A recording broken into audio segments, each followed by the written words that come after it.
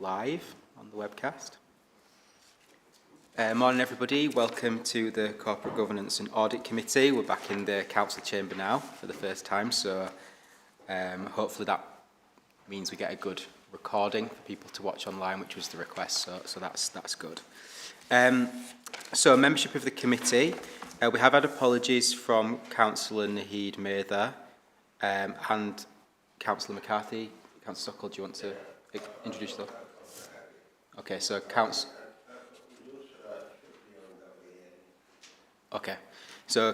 Sokol is going to substitute for Councillor McCarthy, and there may be some other members who come a bit later. Just to say as well, because we're in the council chamber, when you speak, if you can just put your microphone on, so then obviously the recording picks you up. Okay, item 2, minutes of the previous meeting. Does anybody have any comments or questions on those? Chris? I just wondered if you managed to have a conversation with Martin about the, I think it was item 2 last time, around the conversation about how we tracked external audit recommendations. Yeah, I've had a conversation with, where is Martin? Oh, he's there, he's at the back. Martin and the Chief Exec. I don't know, do you want to cover that now? Martin, do you want to make a comment originally? I don't know if Steve does or whether but the following up of audit recommendations is, I think, a fair point that we'll just deal with, because it's linked into the comment made in the external auditor's paper, so we'll perhaps deal with it to that point if that's okay, Chair. But yeah, I think the principle of that is agreed. Yeah. Thanks. Yeah. Does that make sense, Chris? So we'll probably discuss it as part of the audit report, if that's all right. Okay. Any other further comments on the minutes? Or happy that they're a correct reflection? Okay, we all agreed on that? Okay, great. Item 3, declarations of interest. Anything to declare from anybody? No. Admission of the public. So we don't have any members of the public, I think, in the room, but obviously we're on the webcast.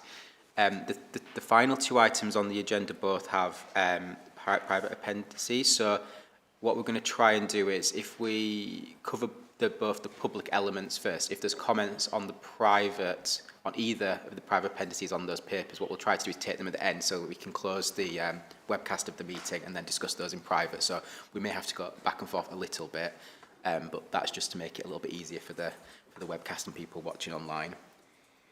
Item 5, deputations and petitions. None received, Chair.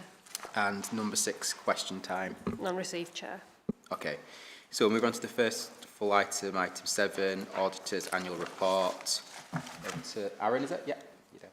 Good morning, thanks, Chair. So pleased to now bring our Auditor's Annual Report covering the value for money arrangements in place for the financial year 22-23.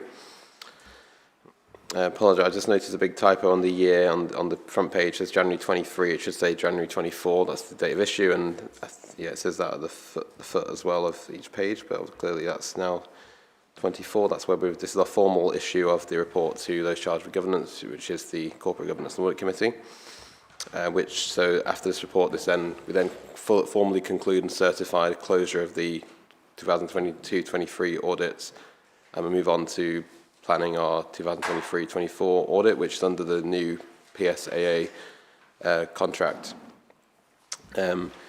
So just to note, we've had a lot of constructive discussion with officers and the executive on the report and incorporating actions to date and recommendations and actions. So we really appreciate the input that we've had from Steve and the executive and Isabel and finance team. The actual report I'm going to hand over to Tom Foster, who's our main author of the reports, one of our VFM specialist consultants, who's joining us on Teams. Unfortunately, couldn't make it in person today, but he's going to give a summary of the report. Hopefully, it's been read, and then we'll be able to take any questions after that. So, Tom. Okay.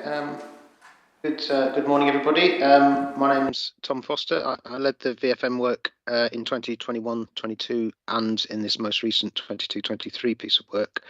You may remember that we reported our 21-22 work only in July 23, so 6 months ago or so. So this report really should be seen as a continuum of that dialogue we've been having with the council, particularly around the financial position.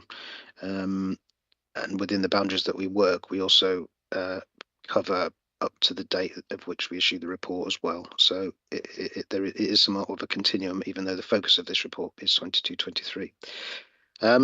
So I propose to provide a brief summary overview of what's in the report, and then happy to take any questions after that. After I've said, I'll try and be fairly brief. There are a few points to cover. I think the headline message really is that clearly the council is still in the process of managing its significant financial challenge. We are pleased to report, though, that significant progress has been made really over the last 6 months. And there's certainly some really good efforts to strengthen financial management arrangements that we've seen come through, and hopefully we've reflected that in the report. So actually the trajectory and the direction of travel that the council is in is still is a good one, is better. The council is in a better place than it was when we spoke in July. That said, the challenge is still there to be dealt with, and the arrangements need to be proven in the action, in terms of making sure that what is on paper and what looks good, it actually transforms into a genuine turnaround for the council. So I think with all those improvements, the focus of the council does now need to be on delivering that medium-term financial plan, delivering in particular those savings plans, which will, there's no doubt about it, will be challenging, but the council now has the infrastructure in place and the momentum to deliver those. So we look forward to sort of monitoring progress against that over the course of the next audit year.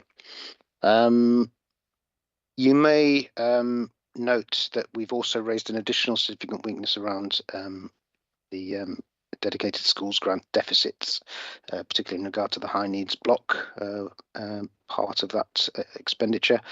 We had some quite extensive debate around this with council officers, and I think it's fair to say that the significant weakness and the key recommendation approach can sometimes feel like a bit of a blunt instrument, but it nevertheless is the tool that we have to be able to communicate some of these thoughts.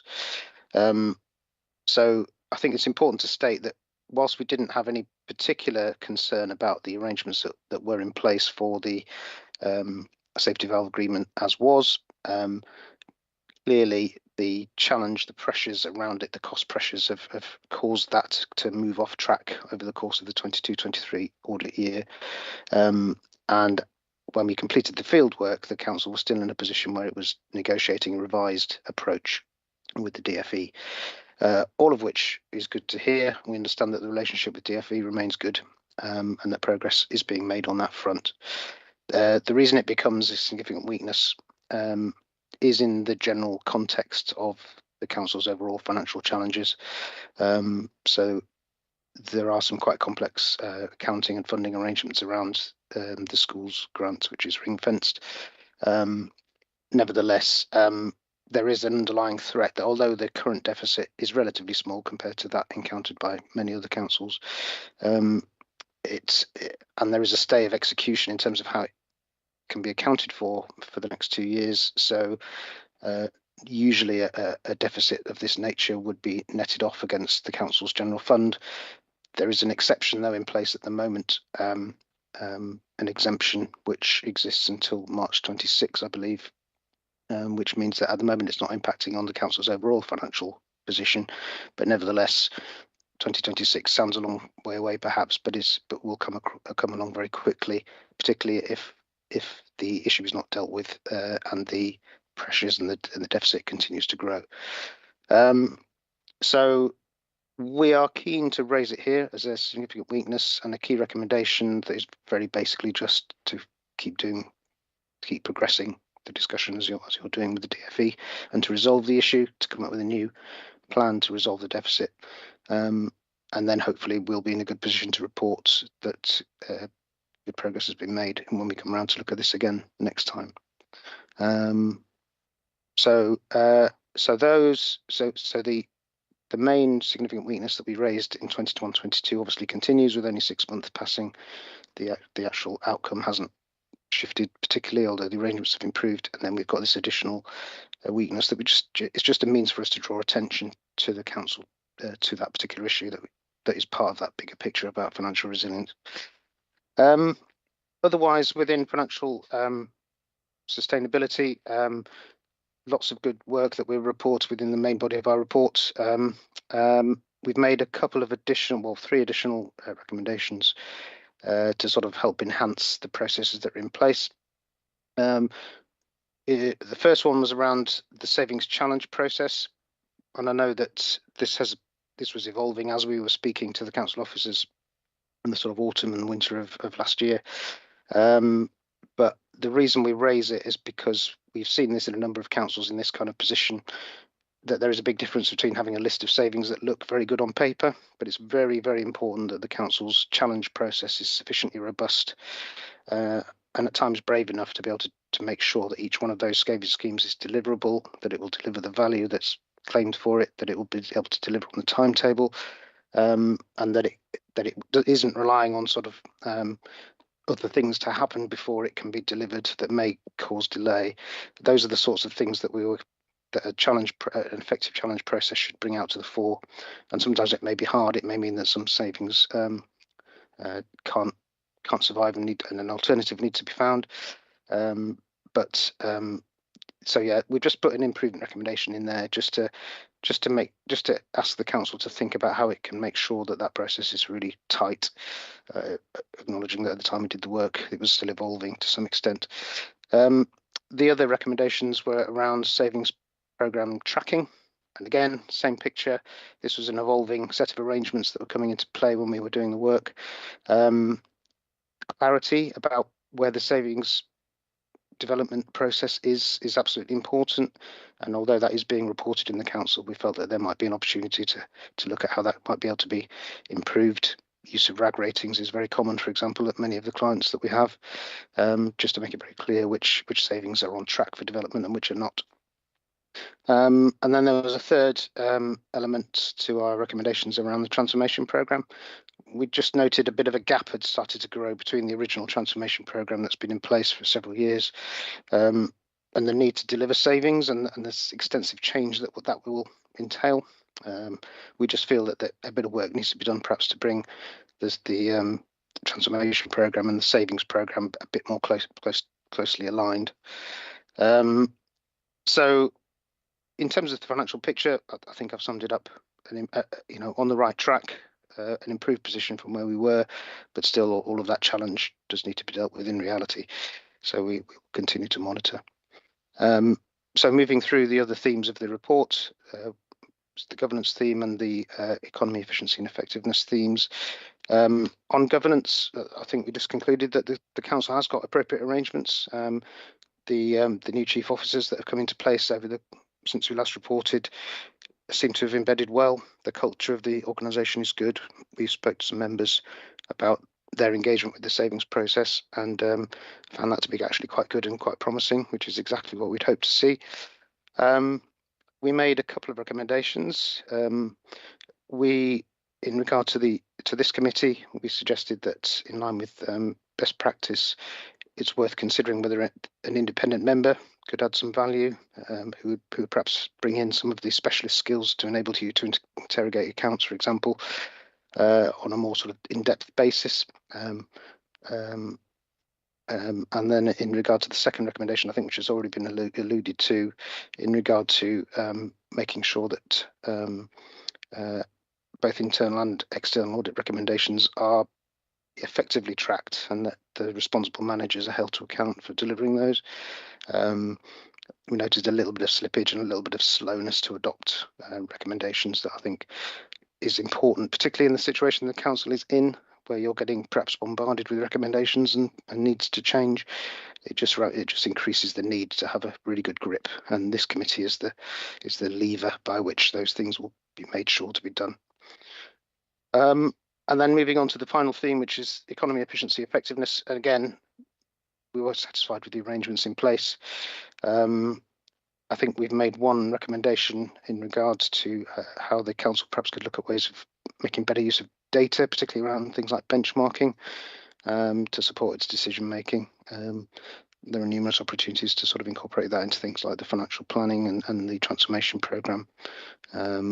We felt that was a little bit underrepresented in the conversations that we'd had, and maybe there's a role for some corporate lead to be disseminated out into the services on that front. So yeah, overall, still a challenging picture, but the direction of travel is promising. The council is doing the things we'd expect and want it to be doing to address these problems. So I think I'll probably leave it there, and I'm happy to accept any questions. Thank you, Tom, for the presentation. Before we open up to the committee members, Steve, our Chief Executive, here would like to comment, and Graham, I don't know whether you want to as well, but if we go to Steve first. Yeah, Chair, and I thought it might be useful just from a kind of management response to the audit to strengthen some of the issues that Tom mentioned and talk you through some of the issues where we are making progress. So since joining the council, I've been very impressed with the grip and control of the savings, both in year needed and setting for future years, that the senior officers and that management have had a grip of. And you've seen some of those examples coming through in terms of tough decisions that the council is going to have to make, which largely started in the September medium-term financial strategy coming back to council that gave approval to bring forward many of those savings and to hike that up. More than that, though, it is about the work that goes on behind closed doors, about changing the culture and making sure that people are forward thinking about those decisions that they need to make that is going to change their approach to whatever services savings that they're trying to deliver on. So, you know, this is an independent report and largely historic in terms of the work that's gone on. And as Tom said, quite a lot of the recommendations only got agreed in July and then have rolled forward. So I haven't challenged those recommendations. What I'm trying to give comfort to, however, is I would expect to see a vastly different report this time next year.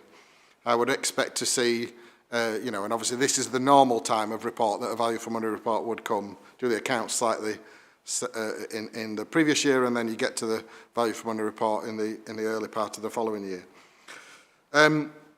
So I do expect quite considerable progress on these, yes, both in terms of savings tracker, both in terms of grip and control, both in terms of getting on with stuff. I just want to talk about scale and quantum a second, because that's kind of flagged in the report. And as you've seen in the report, it also flags, we expect to deliver, and I haven't seen the final version of the report that's coming out in early February, about £37 million of base budget savings, which is a hefty figure. But what goes with that is both grip and control and project officers working with senior managers, delivering on those changes, making sure we're thinking what staffing changes are needed, how we're going to manage that change, how we're manage the interaction with the public. Just a couple of other things that I want to talk about and give credit to both the council and auditors. I am very pleased with the progress that's been made on the accounts, and sometimes that goes a little bit unsaid, and I know the accounts were cleared before Christmas, but Kirklees is one of only 45, I think the phrase is auditable bodies, that have been done out of 467. You know, so that's a fantastic achievement for Kirklees and gives reassurance that, you know, there's not some massive hidden numbers in here that are either causing a problem or could cause a future problem. You know, that's reassuring. That can't be said for some of our colleagues up and down the country. And I was speaking to some Grant Thornton colleagues yesterday that are probably just haven't got their 1920 accounts signed off, let alone their 22-23 accounts signed off. And as you're probably aware, the government, through the department, through DLUC, will be putting through some emergency measures to get some of those backlogs dealt with, which still gives me some concerns that there may be some hidden details in those large numbers that other councils are going to face. And I think that is a really positive position. At the same time that finance teams are trying to deal with in-year issues, they're also trying to sort out all the accounts, etc. So that's really positive. Just a little bit on the DFG scenario, and I think Tom is right to flag it, but as also, as he flagged, his progress is being made as we speak. And Tom Brailsford is here to answer some of your detailed questions on that. And we have got a revised plan that we've been working on with DFE, largely through the DFE advisors, because they don't get involved until the advisors say yes. But we do think we have got a plan that we will get through. It does take a little bit longer to get to the end of that plan. I'm not worried about the large offset, because Kirklees is going to be making progress over the next few years on getting to a balanced position, while at the same time there is a national issue of, I think the last figure I saw was circa 5 billion. And many councils have not got a plan at all. Not that they've just got a plan and they're slightly off track with that plan. There is no plan. And even from my former place in Gloucestershire, worked very closely with DFE to try and get into that position that Kirklees are in, to get on the list of can we have some more money to try and sort this out, and they won't have a plan. So, I think that contextually for members doesn't mean that we aren't ignoring it, absolutely not. And Tom Brailsford could talk about the work that we're doing the hard work we're doing to turn that around and the provision that we'll be putting in across Kirklees. But actually we've got a plan. We think that plan is robust. We've had to readjust quite quickly over the summer and work with DFE, but I think we've got a way out of that. Martin can give you some comments on the audit recommendations side of that, as he said previously. But just to give you reassurance, and I'm happy to take questions, and Rachel's here to talk about savings tracker and other stuff, to take a bit more questions on detail. I am happy with progress. I'm not happy that we're having to make these level of reductions, but we are facing up to reality, and they are difficult discussions. Two things that have been against us, two things that I am concerned about that I have flagged with DLUC representatives. The first one is time. We haven't got as much time, and hopefully what you are now seeing is that Kirklees went early with this is where we're at and these are the difficulties coming forward and getting on with decisions. You are now seeing other councils coming out of with their budget positions and difficult decisions that they're making. And I saw a list of savings that the LGA were putting forward of things that councils were having to do, and it was very, very similar to our list. Discussions about rationalisation of assets, fees and charges in difficult times, blah, blah, blah, all those kind of difficult issues that we're dealing with. So time is against us.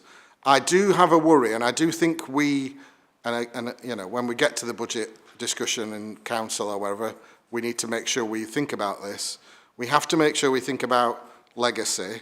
We have to make sure we learn from the austerity years when many councils cut services that would have an impact later on, and youth services is the national example, not just a Kirklees example. So in that monitoring and tracking and savings thing that colleagues have made reference to, we also have to bear a thought about impact on our residents, on our communities, not just long term, not just short term, but long term, and make sure we're thinking about those. So we don't, and I know Graham's here to do the politics side of it. We're not just readily carrying on regardless and cutting things willy-nilly. I think we have to have a thought about long-term issues, and as well as pushing that back up the chain to our respective bodies, DLUC, LGA, SIGOMA, all those lobbying bodies for the right kind of formula and stuff for Kirklees, because those will have long-term impacts. But I just wanted to come and give you reassurance that we're absolutely on it, and with vigour and vim, I think is the phrase. Thanks, Steve. Graham, you want to come in now? Yeah, thanks, Chair. And much to add, because Steve's pretty much said what I was going to say. I mean, I need to thank Grant Thornton and our officers, as rightly pointed out. We're one of the few authorities managed to get their accounts signed off, so that's quite an achievement for our team and their team. So many, many thanks to all those who have been involved in this.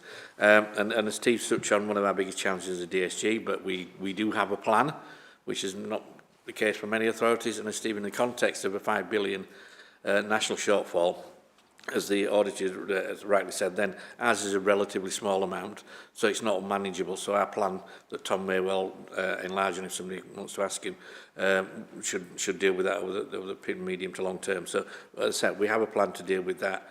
In the grand scheme of things, it's a relatively small amount, but we can deal with it. And as rightly so, Steve said, there's still challenges. We've got to try and make the right decisions as we balance the budget in March. We don't want to, throw the baby out with the bathwater, which Steve rightly pointed out, many people did during the worst of the last round of austerity. So we have to be a bit more nuanced and a bit more thoughtful in our thinking and try and do things differently. But bear in mind, we do have to take that significant amount of money out, and that will be challenging. But we are trying everything we can to make sure that we return those as many call services, even if we do them differently and a bit cheaper, because we do recognise that in 10, 15 years' time, people may well look back on us and, you know, we won't be here probably, but and may well say, well, they got that wrong. But we will do everything we can to mitigate the risk of things not being great in the future, not without its challenges. I think it's worth pointing out that some of these recommendations in the audit report, which I welcome, I think some of the things about looking at how we might do the savings differently, do the trackings differently. I think that's great, but I think what we need to do is, and I've discussed with Steve and Rachel, is we're in the process of having a new Section 151 officer. Hopefully we're interviewing next week, I believe, from memory. Yep.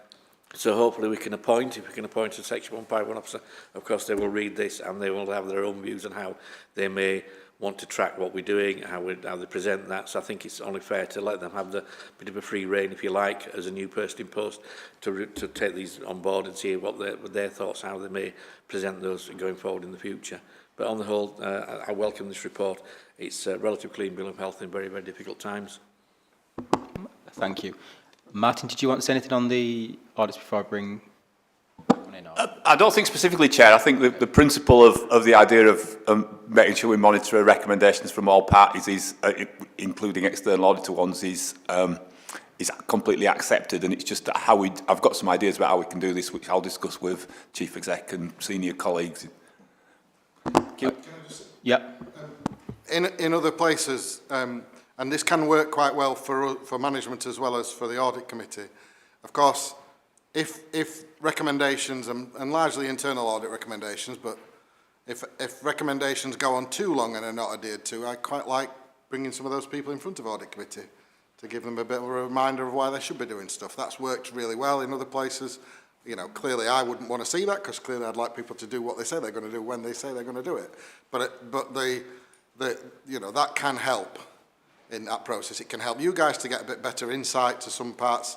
You know, if things are a bit sticky and not getting cleared, why are they not getting cleared? And, you know, I'm happy to support that if you went that far. Yeah, thanks for that, Steve. So open to members. Did you have your hand up, Councillor? Go first.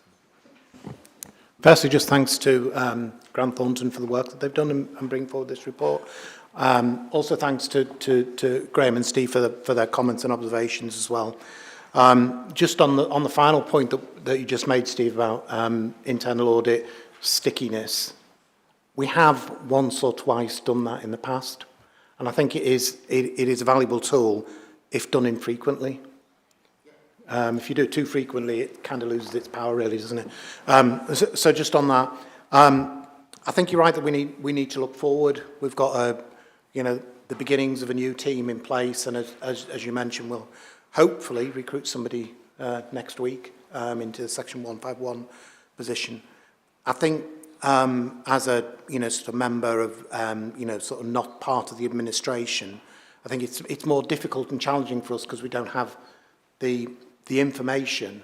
We don't know an awful lot about what actually is happening.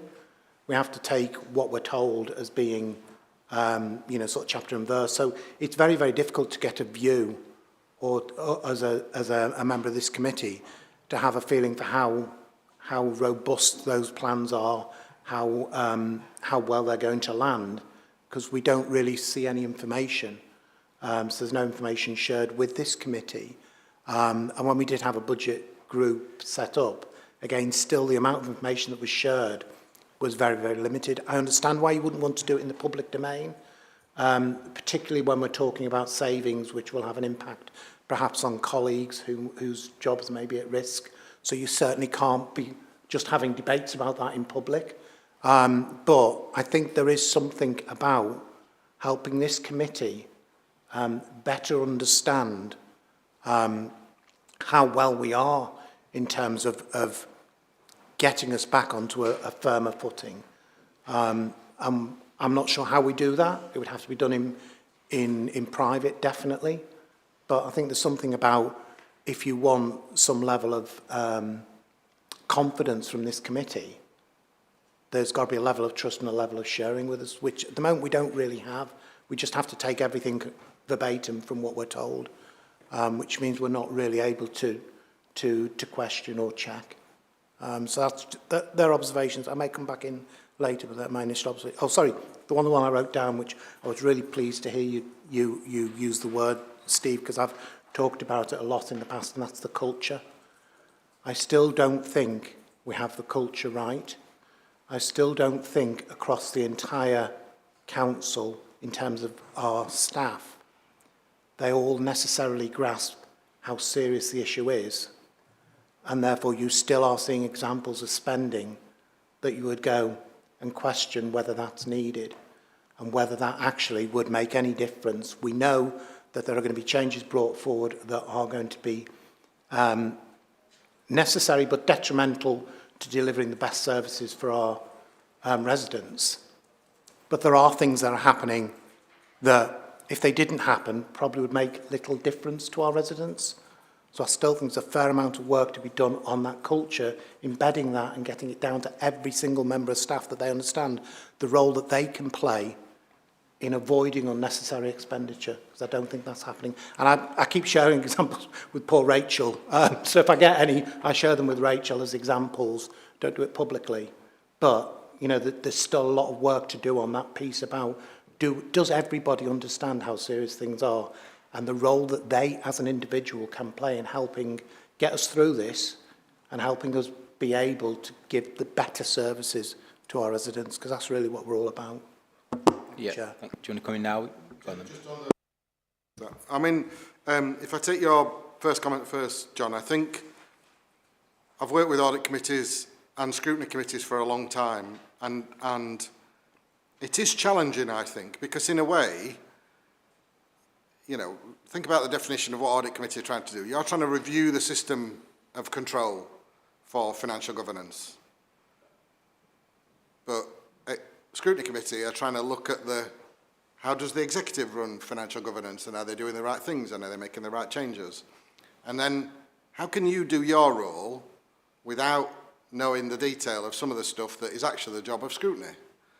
And it is I mean, risk management is the example I normally quote on, because, you know, that's normally where it comes up as well. It is a dilemma, and I'm happy to take that away and see how we can find you know, in the spirit of what John was just saying, in terms of how we can help you to do your role, but not letting too much of the cat out of the bag, or duplicating the role of scrutiny for that matter. So I think that is challenging, not just in this council. I think up and down the country that is challenging.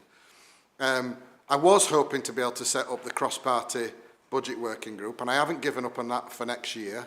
I think it probably comes down to a bit of, rightly so at this point, political frostiness as we get up to that budget setting and then into an election time. Well, we haven't got an election in 2025, so maybe if I can build bridges a bit in that point, and a bit of trust, we can get onto that and give the groups a bit more insight. But yeah, let's take that away and see how we can build up that, you looking at the system of financial governance, whilst at the same time letting scrutiny get on with the detail of holding the executive to account. So there is a dilemma. There always is a bit of a dilemma in there. I think on the spending freeze stuff, and maybe Rachel could come in on some of the detail, we have been randomly testing it. We have been trying to do a bit of mystery shopping almost of are these things happening. And weirdly, I saw an example just by me asking some questions that somebody, because I'm the chief executive, interpreted that to buy something. So I was asking some questions about what's the normal setup for using speakers on iPads, because when I'm on a train kind of stuff, I want speakers, and I haven't got any that, well, I've got some, but one's broken and one ain't working kind of stuff. But so I was asking the question about what do we use? What's the standard thing we use? The interpretation was he wants some new. That wasn't, I'm a hashtag tight Yorkshireman, so that's not where I was coming from. But actually, the spending controls came back, and Isabel collared me and said, I'm about to push no on this, but I just wanted to check that's what you wanting some. And I went, well, it works, doesn't it? Because actually, it should work, because it's been flagged to you that the chief executive is asking for some 150 quid AirPods or whatever, which I wasn't. I can guarantee you I wasn't. I was just asking what's the system. So that bit I know works, but maybe there are some overrides that are taking place in some places. So happy to hear examples. Where I do know it is working is on vacancy freeze. And I've done some random checking, and if you spot any of these, please let us know, but some random checking of the vacancies that are on. And largely they are school related, external funding related, programme related, linked to those external funding outcomes or capital programme funding, etc., that isn't going to help the general fund. So we're again trying to do both the top-down and mystery shopper bit to see if those systems are working. But anything you spot them, by all means, let us know. Rachel, is there anything you want to add to that? It was just to obviously recognise Councillor Taylor's contributions in terms of sending me those examples, because obviously we can't necessarily see everything that's going on. I think one of the challenges as well is how we, as Steve says about managing vacancies, we're also obviously in a position of trying to mitigate compulsory redundancies, you know, as much as possible. And some of that means how do we support staff to explore different careers and work across in different areas across the council. And that's challenging because obviously developing staff costs more if you rather than getting somebody ready off the shelf with all the skills that you need. So it's never a particularly sort of one-size-fits-all approach, but as you may have seen through some of the emails that are sent out, we're always looking at areas of non-essential spend and putting a process in place so that there is a sign-off by a category manager that actually can put some rigour around some of those decisions. But I would also reinforce the fact that our biggest areas of spend and where we see the greatest levels of demand is usually essential rather than non-essential. And what we need to look at is both of those things, because, you know, sometimes limiting printing, etc., will every little helps, as they say. But in reality, it's making sure that with some of the bigger essential spends, like you know, for example, a children's placement, that we've got the right level of oversight there so that the decision making is looking at it for the best needs of the child, but obviously also in the financial context we're operating in. So again, you know, we've got those processes and procedures in place, but we can go further, as Steve said, and we're always looking for things that we can add to that list that doesn't create a level of bureaucracy that costs more than the actual saving, but does actually, hopefully, help us to get the balanced budget that we're striving for. Very briefly, Councillor. Yeah, I use the word culture purposefully, and it's not what you focused on is the spend, as in external spend, authorising. The perfect example is that iPods example. For me, where I see a lot of money being spent, perhaps not necessarily, is the culture of more than one officer turning up to something. And that's an opportunity cost. And you talk quite rightly, both of you, about us managing vacancies. Managing vacancies does have an impact in terms of the stress it puts on the staff that are remaining, because the work's still there, there's just less people around. So when we have, and I see it time and time and time again, meetings where we have more than one officer turning up, where it didn't need more than one officer to turning up. You have people that are attending because it's good for their development and experience, or you'll have two officers who quite easily, one of them could have covered the whole issue, even if they had to take the odd thing away to say, I'll check with another colleague and come back to you. That's what I mean about the culture and people understanding the impact they as an individual can have. So if there are two people, could they manage with one? Because that's what it'd be like in the private sector. You wouldn't do it. And I see it in so many meetings that I attend. I am happy to take that away.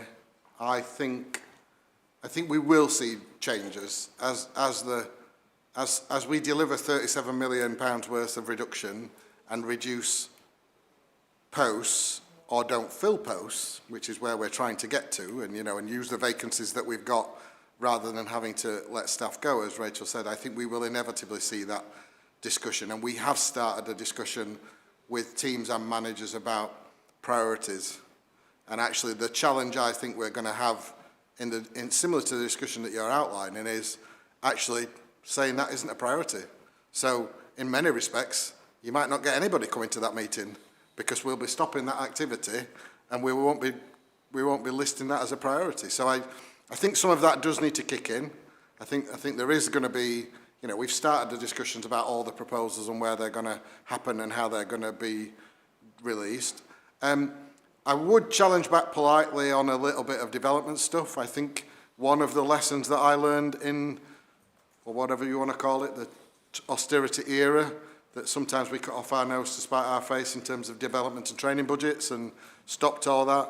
We're really good at using apprenticeship levy in Kirklees and probably sub-regionally one of the best for that. That does rely on that because that attracts new talent and substantive talent going forward. So we do need to, whilst I totally agree your point about over-egging, and I have been getting some challenge, and rightly so, in the kind of communities area, you know, where we're doing community grants and community stuff. And I do think there is an ethos that the council, a culture that the council needs to change about getting out of the way and letting things happen without being that kind of bastion of everything for everybody.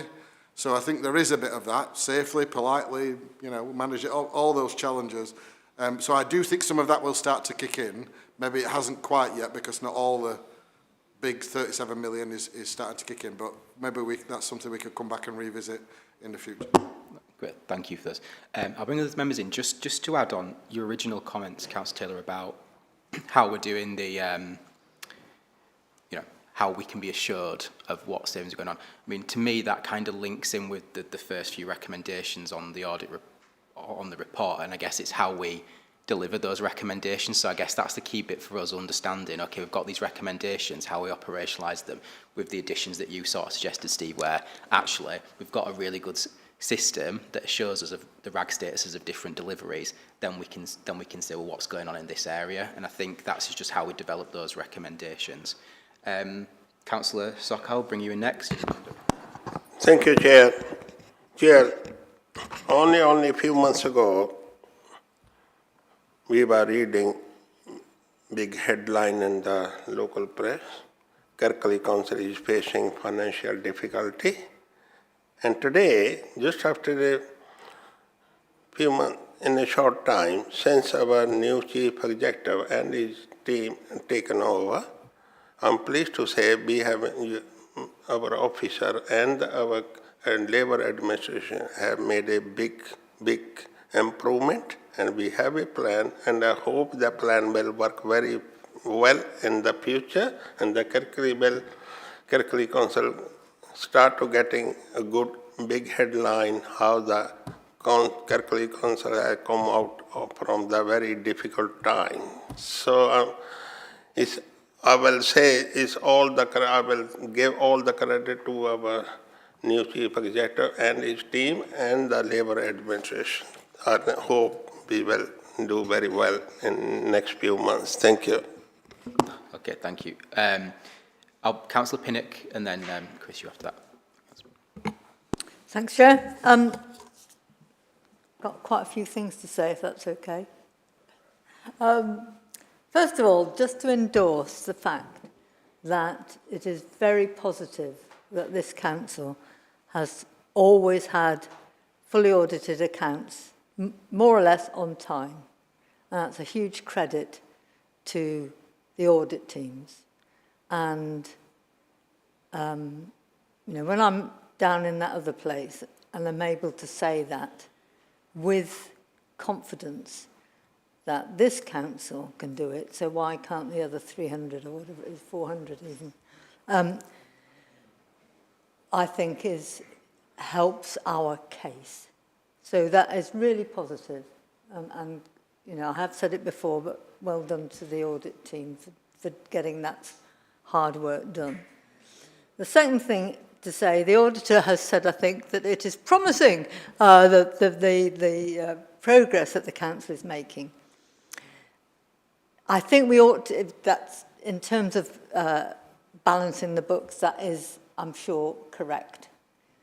But I think we need to always bear in mind that £37 million cuts on a budget is huge. It's about 10%, I guess, of the net budget, something like that. That is a huge one-year cut in services. I would think it's almost bigger than in the austerity years, I would think, as a one-off. So that will make a very big difference. And while we're, as the council and this audit committee has to reflect about making sure that the books are balanced, we must also, I think, and I've heard the chief exec say this, so that's good, think about the impact on residents.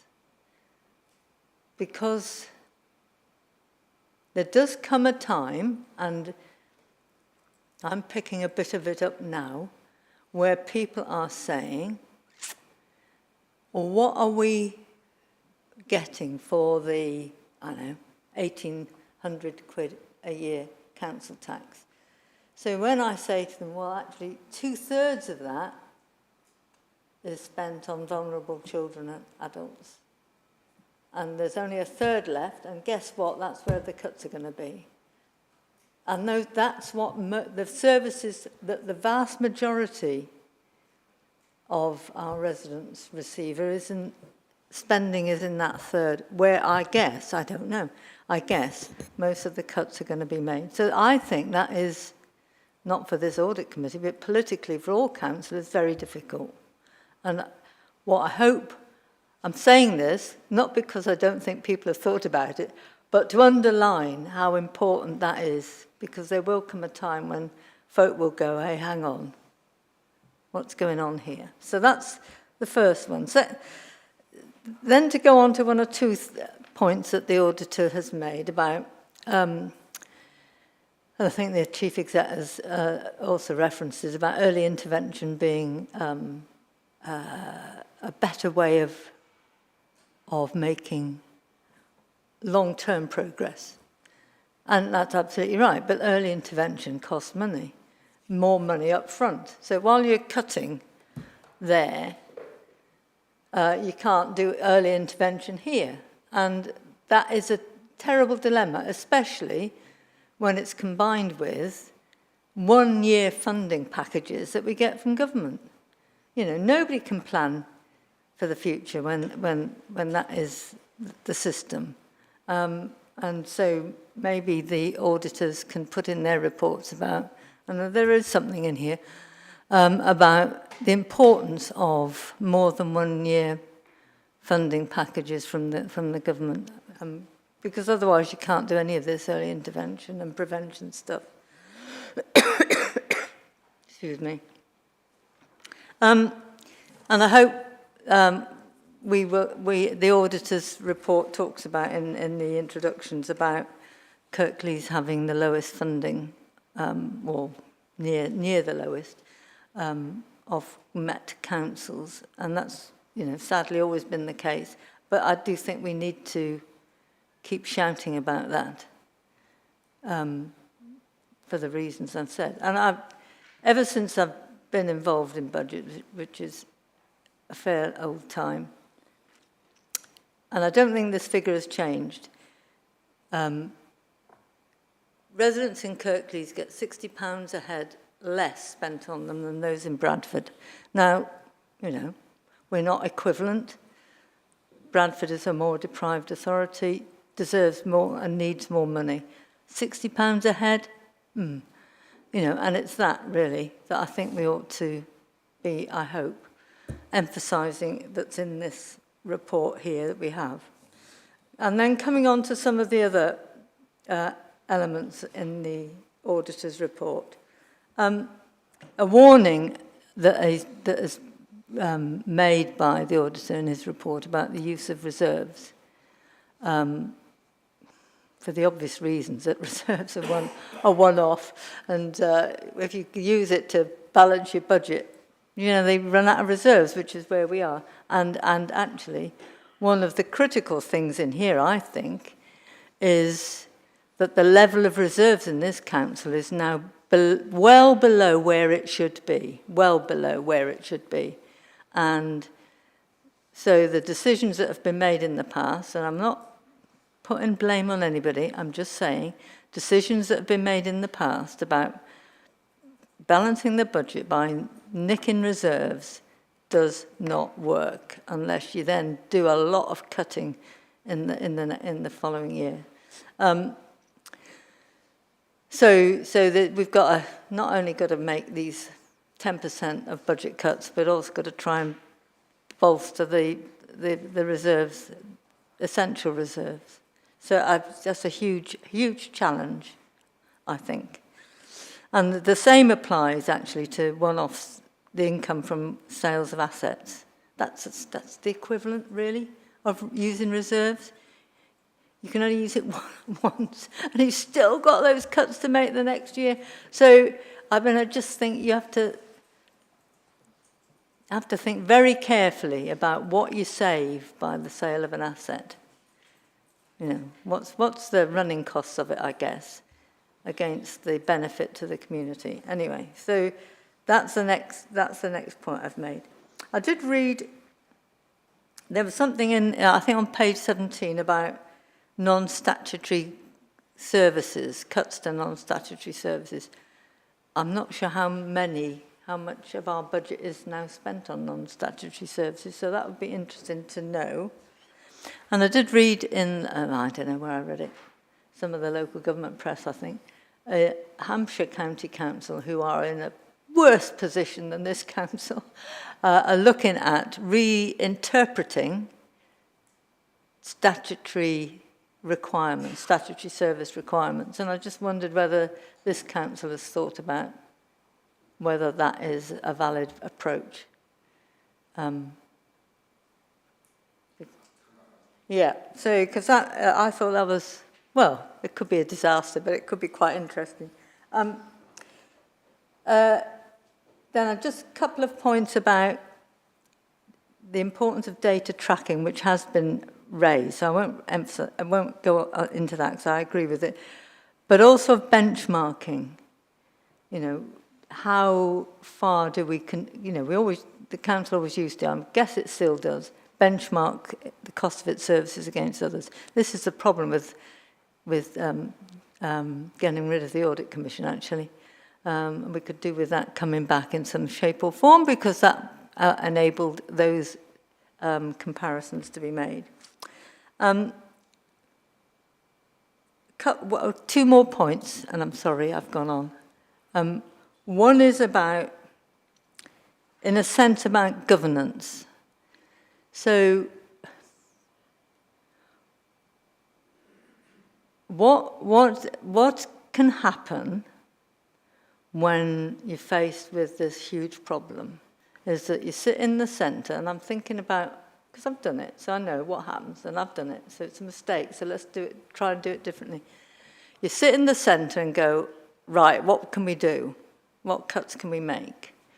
And because you have a time scale and pressures of time, what you don't do is try and get imaginative ideas or community involvement to deal with those decisions. Because I think we are missing a trick in involving, saying to folk, look, I don't know, we're going to have to close your community centre or your leisure centre. How can you as a community help, and ward councillors help with this issue? Here's the problem, here's what we've got to cut, because we've got to. But how can we do this differently, other than just close? And I think we are missing a trick. Now, I know it's time pressure sometimes mean that's, because that takes time, and that might be against you, but I think it's something that's worth exploring. And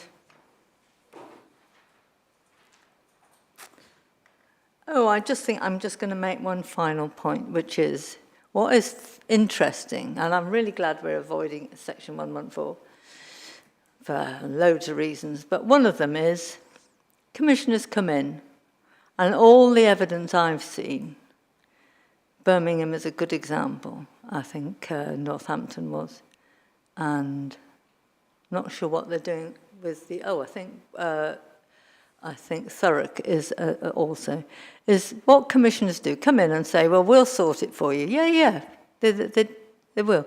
Birmingham is facing 10% council tax rises for 2 years. Thurrock, ditto. So So what that tells me is that the so-called experts come in, realise that actually councils, some of them aren't, well, not all the same, but some of them, in the end, it's lack of money that's causing the problem. Some did make very foolish decisions, I accept, but in the end, it's lack of finance. Anyway, I'll shut up. Thank you. So on those points, do you want to just cover everything? Go on then. Go on then. Can I just pick up on some of these points that Kath rightly raises, and there's quite a few, and Steve will pick up some of these, no doubt, but interesting you were talking about the use of reserves. We still see diktats from government saying use your reserves before you go into section 114, and some of the council... Why are they saying that? Because they, you know, I know. Let me explain. All I'm saying is... I know. They are telling local authorities to use your reserves. And some local authorities do have significant, and I mean significant reserves. Many, in fact most, don't. But we are constantly told, use your reserves before you put council tax up, before you make cuts.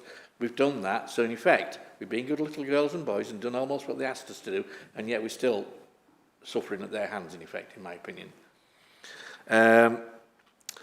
Assets... You're right, in some ways it is a bit like selling the family silver. You can only do it once, but if you do it, as we are trying to do it in some sort of a nuanced way, where we identify what need we have now and what we think we will need in the next 5 to 10 years, we can reduce that asset base without having too much of an impact on communities. Because we still have buildings, as we have in the past, that are not used to their full potential. And it's daft having 2 buildings within a short space of each other, where that's used half the time, that's used half the time.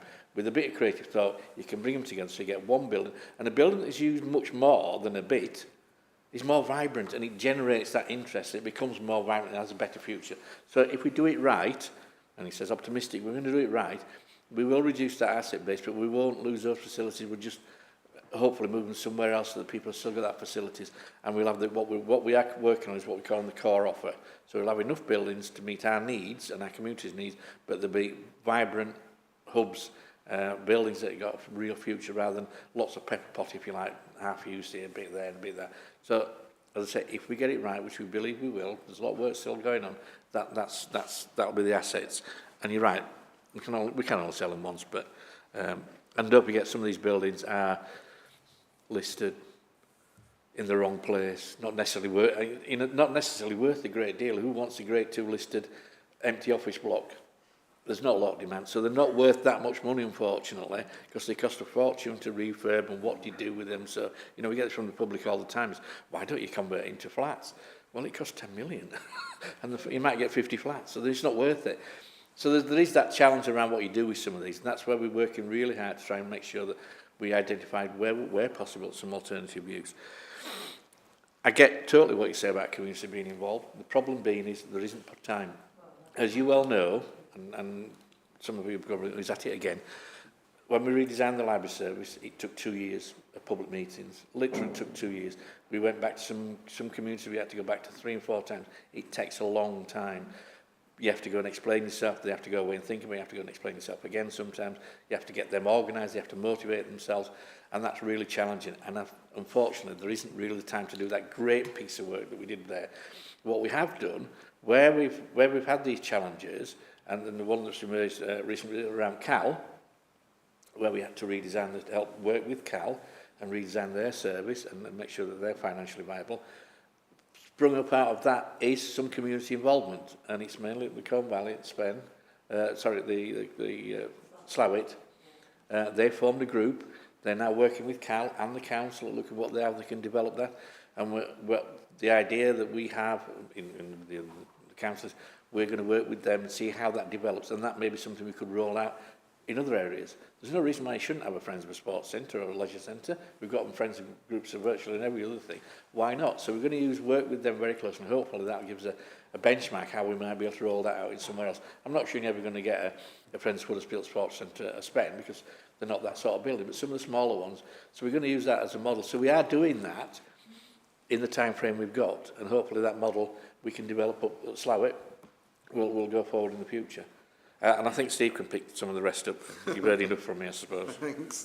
Steve, you do the hard, the hard bits, he's not. Yeah, lowest funding stuff, I guess just building on that, and that's why I wanted to talk today about where we go from here. We are also realists that those funding models take time to change. So even if the lobbying works, there's always losers and gainers in that. They always get transitioned, so that it takes about 5 years. And I'm not really bothered which colour government you are. One moves to one way, one moves to another. And obviously, different colours of different parts of government will move part way. And I've worked in all the different parts, apart from a district, although I've worked closely with districts. So there are gainers and losers in that. And I'm not actually, because I've been on all different parts, I don't want to lobby one part of somebody else losing. It's the quantum I want more of. And then we can have a debate about the winners and losers inside that quantum. I believe the non-statutory statutory stuff is a red herring. I have done big pieces of this in my past, and actually it still comes down to choice. It comes down to local choice about what you prioritise and what you don't. You can spend, libraries is a statutory function, but you could spend 5,000 on it or 5 million. There's choice inside that. So as long as you are not identifying just because it's a statutory service means we don't look at it, and we actually do. We have prioritised both last year and certainly this year children's social care, that we're not going to impose cuts on them, while at the time we're still getting to grips and make sure the right cases are managed properly in the right way. And I definitely believe we've made big leaps on that in terms of progress. And John, you were talking about culture. I can honestly say, hand on heart, and I'm not just saying this because Tom's sat here, the culture in that I see in children's social care and approach to finance is exemplar. They're absolutely distraught that they aren't being able to bring back every pound on budget. And I'm not saying others aren't upset by that, but in other places I've worked, I'm really pleased anyway, shall I say, the culture I've got here is really, that doesn't mean that it's solved, it doesn't mean there isn't work to do, but really important. So I'm not investing time and effort at the moment looking at statutory, non-statutory, because I think we just need to, I think we need to keep going under, looking at all stones, no matter which mantle it comes under, statutory, non-statutory. I do think it's a red herring. And I actually found a list of things probably about 15 years ago that councils weren't doing when you looked at the statute books and you go, oops, actually, you probably should be doing a bit of that. Data benchmarking stuff. Of course, remember we've got offlog coming on the horizon, so it will be interesting to see how that feeds into the analysis for local government. And I think benchmarking is an absolute positive. Of course, we must remember in context, benchmarking just asks more questions. How do they get to that? Why are we at this? Where's that going to go? So actually, it doesn't generally give you answers. It just enables you to ask more appropriate questions of other people. But again, you've got to be willing to do something with those questions and answers. So if it, I don't know, let's say it flagged up the your revs and bends is more expensive than others, well, are we willing to cut stuff? What are we willing to compromise? So I think it's got to be taken in the right context. And yes, we do it. I think we'll just need to keep going and be a bit more selective on some of that. Where else did I just want to go? So, emergency financial support, which is what the debate you were having about the Bradfords and the other. I just see that as giving approval to increase your credit card limit.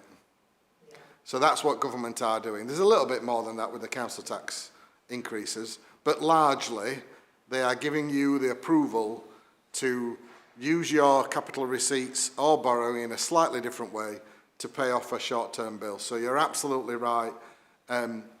You have to get on with it. However, as I said earlier, one of the pressures we have got is time. So if we can use some one-off monies, and we've already said that we're going to need to use the Wicker money we got back to buy time, that doesn't mean it's solved. That means we have to then get on with saving that money from the 25-26 base budget. But I wouldn't want 47 million of targets in year, and that would be, I think probably a stretch too far. So using one-off money can buy you time, or in some cases, and I've done this in other places where it's a bit more appropriate, it can, if you offset it against one-off pressures, that can help. But unfortunately, because mainly at the moment our demand management issues are built in and are ongoing, they're not disappearing, and most of the inflationary issues are with us and are not disappearing. I did hear there was one part, was it fuel? It's actually had some negative inflation. There is something that's gotten some negative inflation, but shall I say I'm not taking it to the bank because it's a one amongst thousands that are changing inflation-wise. So, and so, yes, we are well away from the Section 114. Interestingly, the government at the moment are consulting on a few changes in capital financing. They don't quite, I mean, one is a continuation of sorting out MRP. And if you don't know what MRP is, it's kind of an accountant's way to deal with depreciation effectively on your borrowing. So that feels a little bit, they're trying to close that down a little bit, whilst on the other hand, they're consulting with council's views on capital financing, which feels a bit like they're trying to open it up a bit for you to use money in a different way to deal with some of these short-term issues without having to go for emergency financial support. So, and again, hopefully, once the consultation is finished, councils will know whether they're going to do that. I don't think we'll be going down that avenue because we need to stick to the plan. And I think reserves, just from a council perspective, absolutely, it is a strategy we need to build them back up. We just need to do the day job first to get to that first. So as soon as we can, we will absolutely try and build them back up. Thanks. Right. Chris, I'm going to bring you in because you've been waiting very patiently. You have a long time to wait, so go for it. I'm going to put my hand up quicker next time, I think. So I think we're giving Tom too quiet a time, so my questions are directed at Tom, but I know from previous experience other people will no doubt want to answer as well. So Tom, I'm the independent member of the Audit Committee. I don't think we've met. And I read in your report, I think, words like good progress. You use, I think, significant progress or substantial progress to describe what the Council's been doing on financial sustainability. But when I read page 22 of the report, page 22 of our pack, I think page 14 of your report, what I read in there is the Council continued to overspend across all areas during the current financial year. So I'm not quite sure how to relate those facts to your summary. So can you just give me some more assurance that you're confident that the Council is on track with addressing the significant financial challenges that you've identified now for a couple of years? Yes, so there's probably a couple of elements to this, but I think the clearest one is probably that obviously we've looked at the 22-23 financial year, finishing in March last year, and the outturn we're looking at there, it relates to that, and obviously we've looked also at the progress to date, I think up to Q2. The overspends are a function of budgets and decisions and pressures that pre-exist the current set of arrangements. The bit that we are finding promising is that the arrangements that have been put in place subsequently to start to turn the ship around. I think we did say that in the summer of sort of 22, we were seeing a bit of sluggishness in sort of getting to grips with the problem. But the bit we're pleased to see is that the summer of 2023 was a sort of hive of activity by comparison to get those forward plans in place. So the fact that you're overspending on budgets, yes, there may be some issues around budgetary control that still need to be addressed, but they reflect the historic position, whereas I think what we need to be seeing is that historic position is there are measures and arrangements in place to turn it around in the future, if that makes sense. Yeah, I think that's fine. And I guess my reflections on the previous contributions, I suppose, first of all, I absolutely agree that getting the accounts signed off on a timely basis is a real good set of assurance for an audit committee, and congratulations to colleagues who've achieved that. Without wanting this to feel like false praise, I'm kind of assured. I think it's the first time I've seen the Chief Executive at the Audit Committee, and that's a nice thing to have someone come and explain what's going on in the Council, so that's quite important as well from an assurance point of view. And I think the conversation around audit recommendations, I think it's clear to me at least, the Audit Committee should be getting assurance on financial controls, budgetary controls, financial planning controls. That's not the same as having oversight of decisions around which budget decisions are made and which ones aren't made, but it's important that the committee, I think, does have some sight on those controls, and that's kind of been my ask for a little while. And I think now we've agreed that the Audit Committee can have oversight of response to these audit recommendations. We can see that coming forward. We just need to agree how and how frequently. But I think that is quite important for the Audit Committee to discharge its responsibilities. But to be clear, that's not the same as saying we should be signing off individual savings plans. I think that's done elsewhere in the governance structure. Yeah, I agree with you, Chris. Thanks for that. John, did you want to come back? You had your hand up at one point, but... Thanks, Chair. Just a couple of comments. Picking up on Councillor Pinnock's point about community involvement from a different perspective. What I'm seeing is, the understanding out there that, the council isn't going to be able to do everything it's done in the past is starting to be picked up in communities. And communities are starting to come forward with suggestions. My problem is the council says no, computer says no when they do come forward. I've got a perfect example of a recreation area in my patch where they've got some changing rooms and the tap leaks and the showers don't work properly and it's a bit tatty. And the football club that rent that ground have come forward and said, we've got a qualified plumber works for us, plays for us. He's willing to do the work. Can he do the work, please? And the answers come back, well, we can't really get an answer. No, it's... And there's another example where they want to put there's an environment group that does a lot of the maintenance in one of the villages in terms of, maintaining the vegetation, cutting back, doing all the weeding, all this kind of stuff. They've got some equipment. They've asked if they can put a storage container on some land we own. And again, we can't get agreement to let them do that. They're being put through all sorts of hoops.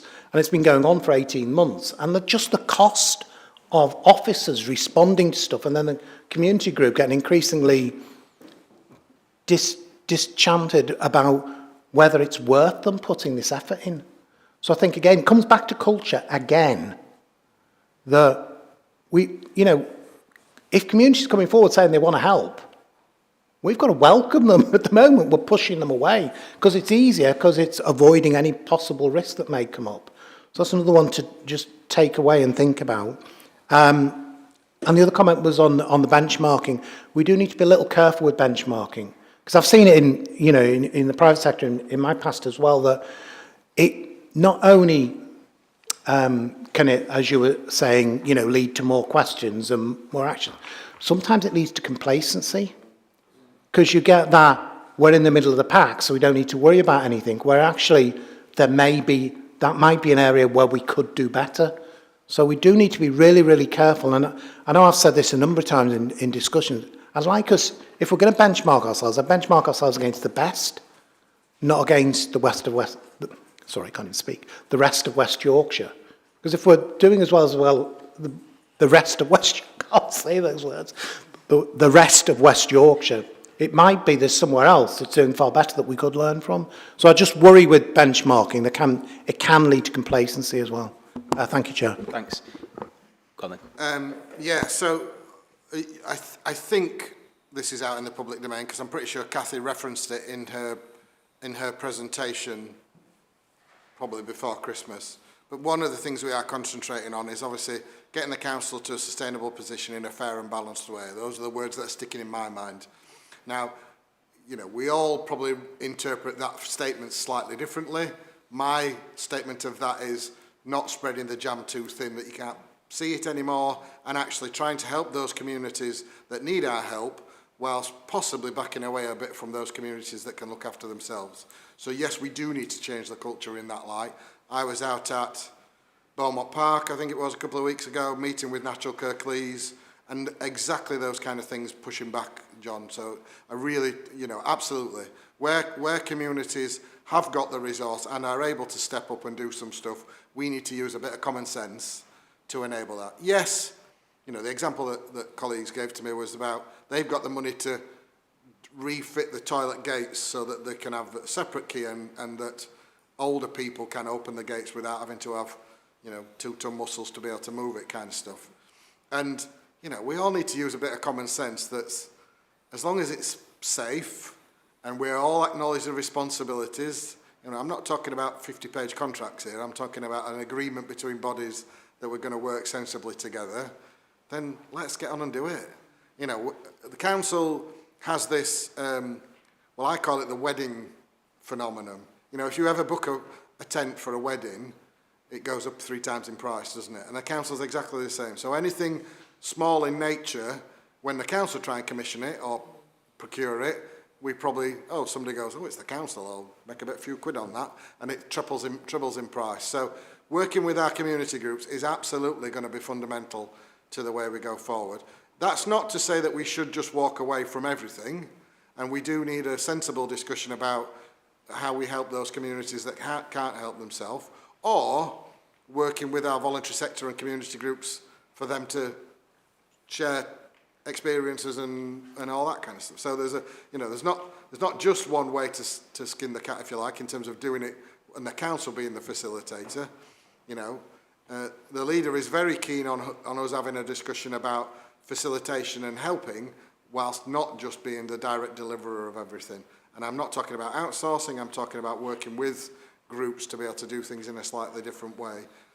As Councillor Turner said now, however, that does take time. So I think we've got to open ourselves up for those discussions, and we've got to be willing to be a bit more riskier, if you like, in terms of that approach, whilst being sensible, whilst being collegiate with members and all that kind of stuff. Councillor, I'm going to suggest we move on because I think that we're getting into kind of details on I just want to just well, if it's literally one sentence. Both those 2 examples, I've been trying to work with officers and struggling. I think we need, because it's getting into the specifics rather than the broad point, which I think is fair around the cultural change. Chair, can I just ask yep. one thing? Yes. Is there any chance I could, as soon as I've dragged Tom here, could I get him to do a little bit on DSG? Yeah, good point. Everyone's... go on, Tom. We'll let you go. Thanks, Chair. Tom Brailsford, Director of Children's Services for Kirklees. Thanks, Steve. I think there's something, although I acknowledge the information in the audit report, I think there's something we need to contextualise nationally, and I think it's really important that we understand that. So, you know, the majority of the DSG deficit started building up since 2014 when the Children and Family Act was brought in, which gave parents a right to request an education, health and social care plan, quite rightly, and the philosophy behind them is quite right too, having those joined up services across education, health and social care. Unfortunately, that wasn't a funded change in the Act, so that was never funded for local authorities up and down the country. So what that's meant really is since 2014, authorities have been building up a historical deficit by meeting the needs of children and young people. And we've got to a point where I think it's probably fair to say the Association of Director of Children's Services would call it a national crisis. So the government, particularly the DFE, have been really interested in working with local authorities in 2 ways. One, delivering a programme called Delivering Better Value, which is delivered to a number of local authorities, which is specific support about how you can bring your high needs deficit down. And then the other was the Safety Valve programme, which was for areas who've got quite large historical deficits, that if you can submit a DSG management plan that reduces the deficit by the end of the programme, then what they would do is provide finance to almost write off that historical deficit. So when we entered into that agreement, we've done a number of things around that. So our approach is threefold, really. It's about increasing sufficiency. So what that is, it's about increasing the number of school places we have locally in order to reduce the number of independent schools that we have. So we've invested quite a lot of capital money. We're investing £39 million in building 2 new special schools, one at Joseph Norton, one at Almonbury. And actually that's going to really help, but that's a longer term issue, obviously, because of big capital builds. So in the meantime, what we've been doing is increasing what we call our additionally resourced provisions. So what they are really is a school within a school that meets needs of our children with additional needs. And we've opened, I think, 8 of those since the programme started. We've also got our special schools delivering something what we call satellite provision. Again, that enables our children to stay in mainstream settings with the support of our special schools. So what all that has meant, although we haven't saved in our external placement budget vast amounts of money, it's stabilised our spend in the independent sector. We've avoided quite a lot of cost in that way. So some really good positive work going on there. The other strand is about prevention. We've talked a lot, haven't we, today about early intervention and prevention, and actually what we're doing is working together as a system to try and meet children's needs as early as possible, which means that they don't need to escalate to request an EHC plan, although obviously legally everyone can have one, but sometimes things have been left over a period of time and they escalate to a point where then, so we're doing a lot around early intervention and prevention. And then the other thing we're doing is about our compliance, making sure that we're addressing the backlog of education, health and social care plans that we've got, which was built up primarily through pressures on educational psychologists, which again is a national issue, and also through the COVID backlog. So, you know, three main strands of work going on. I think it's also worth saying our schools play a big part in this and are clearly big partners. So we currently have what we call a block transfer in place, which is adding to the safety valve programme. So each year schools are giving us money back from the block to try and reduce the deficit. And we're also looking at a new funding model for schools. We're working with a consultant called Peter Gray, who's nationally respected by the DFE and others, looking to a funding model where actually what we're doing is we're trying to delegate budgets to groups of schools so that they can better meet needs across schools and have economies of scale rather than chasing a payment for every child who needs an education, health and social care plan. So you achieve economies of scale and you achieve more inclusive schools and educational settings. So there's a lot of work going on. There's national oversight from the DFE. We actually have 3 DFE advisors at the moment, one for the safety valve, one for SEND and one overall. We have really good internal governance and real structure. So I guess the bit that I would challenge in the external report is saying that we don't have effective arrangements in place for this. I think we do, and I think the reason that we went off track in terms of the initial plan was that actually we've seen a post-COVID impact which has given us maybe 400 more EHC plans than we anticipated. We're now working with the department to work that through, and they're currently considering our proposal, which would see us having absolutely no deficit by 29-30. And keep reinforcing to us that all the things that we are doing are the correct things.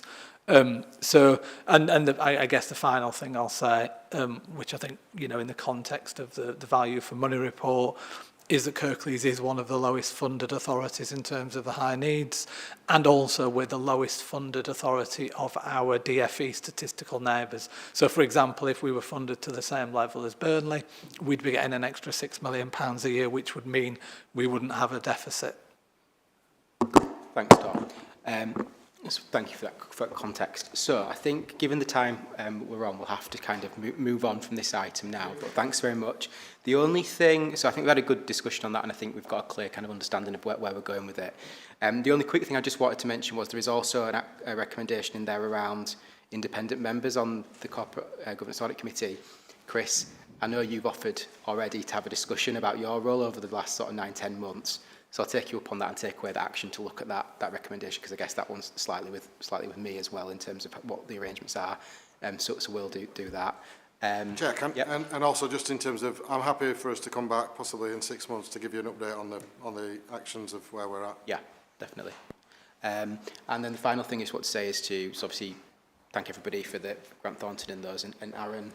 I think this is going to be our last meeting. Are you leaving us? Yeah, unfortunately, this is my very much for your support over last meeting there. Thanks very much. I was just to close on the item. Yeah, just this is the last 22-23 related item we hear from us. From going forward, it will be a new team. We've got new engagement lead, Gareth Mills, who I believe has met a lot of the officers, and a new manager replacing me, Greg Charnley, who works closely with Gareth across a lot of Yorkshire audits. They'll brag about their South Yorkshire record being the best within Grant Thornton and nationally. So they really don't expect to see any kind of slippage in terms of the audit process, and you'll hear from them in the coming meetings. So thanks everyone again. Yeah, thank you very much, Aaron.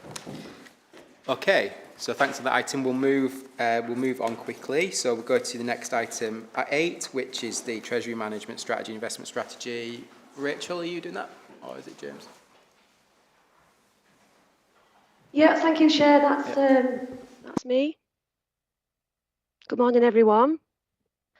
So this is the annual Treasury Management Strategy, which the Council has to produce at the start of each financial year. It sets out the parameters of how Treasury will operate in the next 12 months.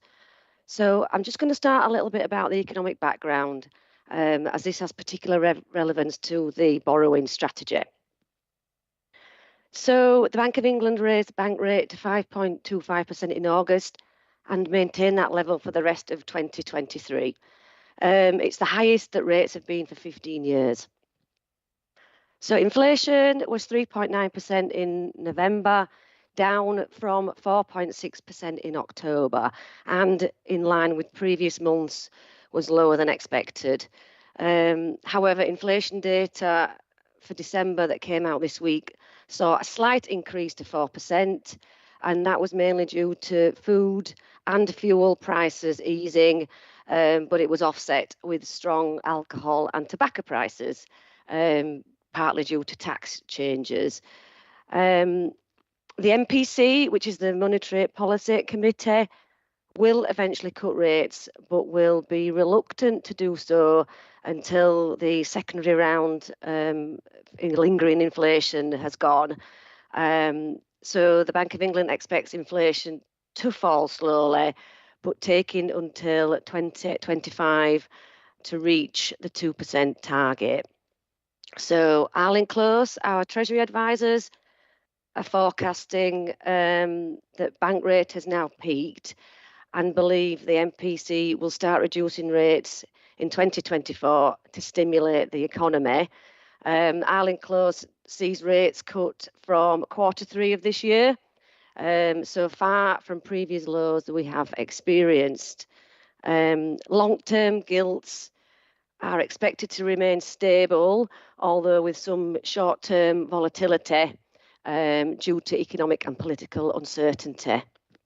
The increase in the bank rate has a positive effect on the Council's return of investments, but borrowing costs are going to be a lot more expensive. So a bit about Treasury investments. The SIPFA Prudential Code requires the Council to invest its funds prudently. So this report recommends a low-risk strategy, ensuring security of the Council's cash, but also ensuring liquidity, so funds are available when needed. The balances are recommended in short-term liquid investments to manage day-to-day cash flows requirements. Investing mainly in the money market funds and debt management office, the DMO, as these are highly liquid. We've got 10 million invested in the CCLA Local Authorities Property Fund, so total cash balances to remain consistent at around 30 million. Appendix A highlights the investment criteria and counterparties, showing who the Council can invest with, the duration and the limits on the investments. Appendix A also shows the credit ratings from 3 different credit agencies, which are used to assess risks of defaults. And the counterparties are regularly monitored by officers, along with the Council's advisors, who inform us of any that have been downgraded, and the Council will not invest if that investment criteria is not met. So a bit about borrowing. Table 1 shows the capital financing requirements, or the CFR, and this represents the Council's underlying need to finance capital expenditure by borrowing or other long-term arrangements. And the CFR and the borrowing requirements are significantly increasing from the impact of the capital plan, and in particular the cultural heart, town centre regeneration as part of the Huddersfield Blueprint. The strategic approach over the last few years has been to gradually replace some of the short-term borrowing with medium and longer term to ensure a more balanced risk approach. So as mentioned, I mean, rates are high, short-term rates are currently at a 15-year high, but are expected to fall in the coming years. Longer-term rates from the PWLB are significantly higher than previous norms, but are lower than short-term. So the Council will continue to take a combination of long, medium and short-term loans, diversifying the borrowing and maturity structure of the loans, and to try to be most cost-effective as possible. The Council has taken 120 million of long-term EIP loans during the current financial year and 30 million of medium-term repayment loans. The Council holds LOBO loans, where the lender has the option to propose an increase in the interest rate at set dates, following which the Council has the option to either accept the new rate or repay the loan. And during the year, the Council repaid 20 million of LOBO loans that had been called, as the interest rates proposed by the banks was much higher. The Council's usable reserves are forecast to reduce in line with planned commitments, which will reduce the internal borrowing and thus the need to replace with external debt.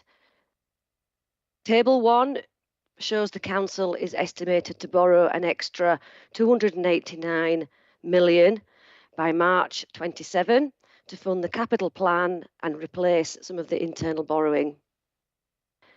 And external borrowing is forecast to be 713 million at the end of March 24. So I'll just discuss a bit about the liability benchmark. This is an additional performance indicator to be shown in Treasury Management Strategies. It came in from last year, shown in Table 2. And it shows whether the Council is likely to be a long-term borrower or a long-term investor in the future, and to shape decision-making and strategic planning.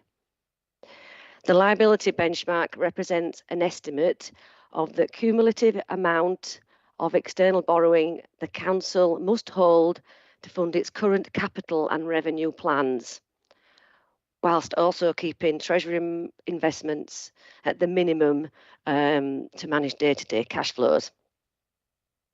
So at paragraph 2.15, the liability benchmark is also shown as a chart, which makes it easier to read, as it's shown the Council's existing borrowing in a graphical form. The red line is a liability benchmark, reaching a peak in 2032, and the grey line is the existing borrowing, which you can see reducing over time.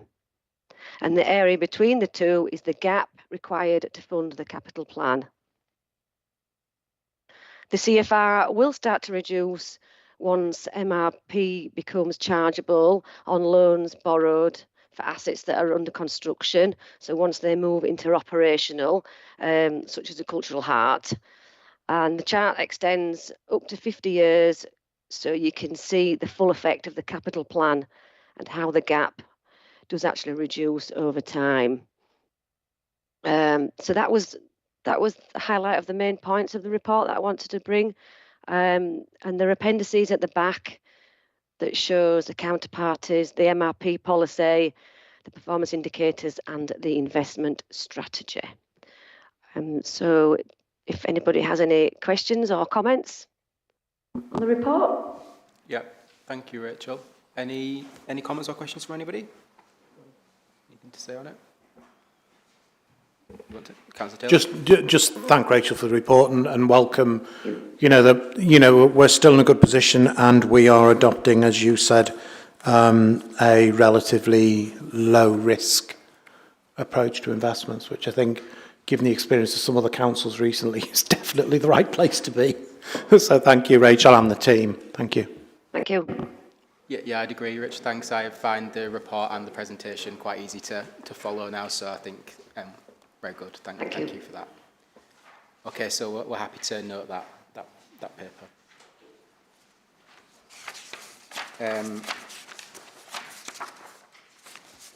Okay, the next item is the date of the council meetings, 24-25. I don't think anybody needs to present this today, so does anyone, you want to present it? Okay, good. Just very quickly, Chair. Obviously, this is an annual report that comes here. The dates that are listed in the report require approval by full council. The process we have is that they come here for recommendations, full council. The dates are listed in the report. Just to add that we have got a date in the diary for the West Yorkshire Mayor to attend, accepting that that could be someone different to Councillor Braben. There is a mayoral diary, so it's in the mayoral diary, and that would be held on the 13th of November as part of the key discussion meeting. Councillor Pinnock. Yeah, thanks, Chair. I've somebody's just gone through and repeated what we've had before, but I do have one fairly big concern, is that we do not have a normal council meeting between the February meeting and the July meeting. So for 4 months of the year, a third of the year, there is no opportunity for the council to raise issues, for petitioners, people who want to bring deputations to come. Because, so February is the last ordinary meeting, and then, you know, a budget and annual meeting and so on, then it's July. And I don't think that's satisfactory, that there is 4 months of the year where there's no opportunity for residents or members to raise issues of concern. I mean, to be honest, if there's something awful happened, it's a good safety valve to have a council meeting where people can come and speak and so on. So, you know, I think I've raised this before, but you know, why don't we have a meeting in April? Sorry? What, sorry? We're being paid, right, he said. We always used to have a meeting in April. Always, in my time. But then people haven't been around as long as me. Julie? And that's true. I haven't, and I don't. But I don't remember that we've had one in April, unless it's a year when we don't have an election. I think we've had them in April before when we've got a fallow year from elections. No, but certainly in the 10 years I've been here, I don't think we've had them in April previously. Sorry, you may well be right in the noughties, I think. Yeah, and I know that the risk of an April meeting is it becomes highly party political, and I know that, you know, which is why they got dropped. However, you can control that a bit, I think. And Councillor Sokal? But anyway, yeah. Chair, I remember, I think the council budget meeting usually we have in February month, only between last year, I think from February to March, because due to some home office guideline. Then I think we used to have a ordinary council meeting in March or end somewhere, but I'm not quite sure. I might be wrong. Yeah, it used to be one in March, end of March, or not in April, as far as I know. April, May, all the people are out for elections, so and so. Yeah. So, thank you. That's all I know there. Councillor Taylor? Thank you, Chair. I have a lot of sympathy with Councillor Pinnock's observations. I also think it's unfortunate that we only have one meeting between the annual council meeting and September. And I think there is an opportunity to have an additional meeting then as well. But this has been discussed at leading members in the past. We've had a number of debates around and discussions around council agendas, the timings, etc. And there's never seemed to be an ability to get a consensus or an agreement across the parties, which is a shame. But I do think I do share Councillor Pinnock's comments. I think the point about the March meeting was that historically we held the budget meeting in February and we moved the budget meeting back, especially given the financial challenges. So that's why there isn't an ordinary meeting just before we go into PERDA, really, isn't it? But it's maybe one that this committee could ask the leading members to look at again, possibly. I think you're right, John. Leading members should perhaps have another discussion on this. Don't forget, Cabinet still meets during PERDA. So there is the opportunity for the public to come and present deputations, ask questions, and petitions in at Cabinet. And grillers. So we are available, if you like, as a Cabinet during PERDA, but it is through the Cabinet process. So yes, it's a long gap, it's 4 months, but there is still that opportunity for the public to get involved if they wish to come along to Cabinet. Yeah, I was going to say the same thing as that. The other thing I was just going to say, the only thing about the elections is, I guess, next municipal year isn't that planned to be an election year, is it? 2025? So in theory, next year, which is what we're looking at here, isn't it? April 2025, that shouldn't be prohibitive in terms of PERDA, if that's the driving force. So I don't know whether that's something, but that only obviously answers the question for one out of 3 years, 1 out of 4 years, doesn't it? So I don't know. Yeah. Just an observation, having a look at that, you might find that you lose a lot more because you might have been PERDA twice. Yeah.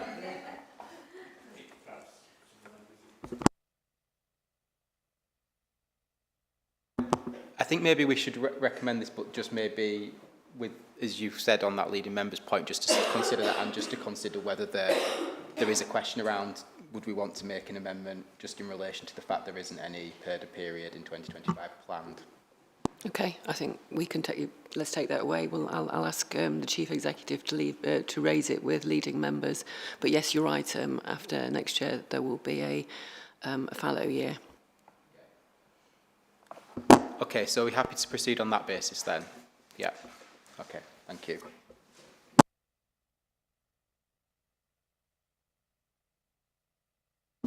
Okay, so the next item is on, sorry, I've got my papers the wrong way. The Risk Management Annual Report. So as mentioned, there is a private appendix to this, so in the public session, if we can just obviously refrain from going into details that are in that private report, and then we will go into private at the end, move to private at the end of the meeting, and we can discuss in detail anything that people want to. But I'll hand over to, is it Alice, you presenting, or Martin? Well, I'll just say first, Chair, thank you. So this is the annual report to the Audit Committee in its role as satisfying itself that the Council's risk management processes are generally happening. And so Alice, my colleague here, has prepared a report for you on that matter. She'll go through it very briefly, and then we'll both take questions, if that's okay, Chair. Thank you. Yeah, thank you. Alice. Thank you. So the annual report on risk management at a high level summarises the existing arrangements that we have in place from a process reporting and governance point of view for risk management. It outlines how our risk profile has changed over the past year and the key drivers of those changes. Details actions from the internal audit review that took place in 2023 across risk management. And also sets out our priorities for 2024-25. So, going back to the beginning, across process reporting and governance, we're continuing to progress with driving a proactive approach to risk management across the council. We are still seeing elements of inconsistency in terms of the extent to which risk management is embedded across services, and that is to be expected to a certain extent it will be.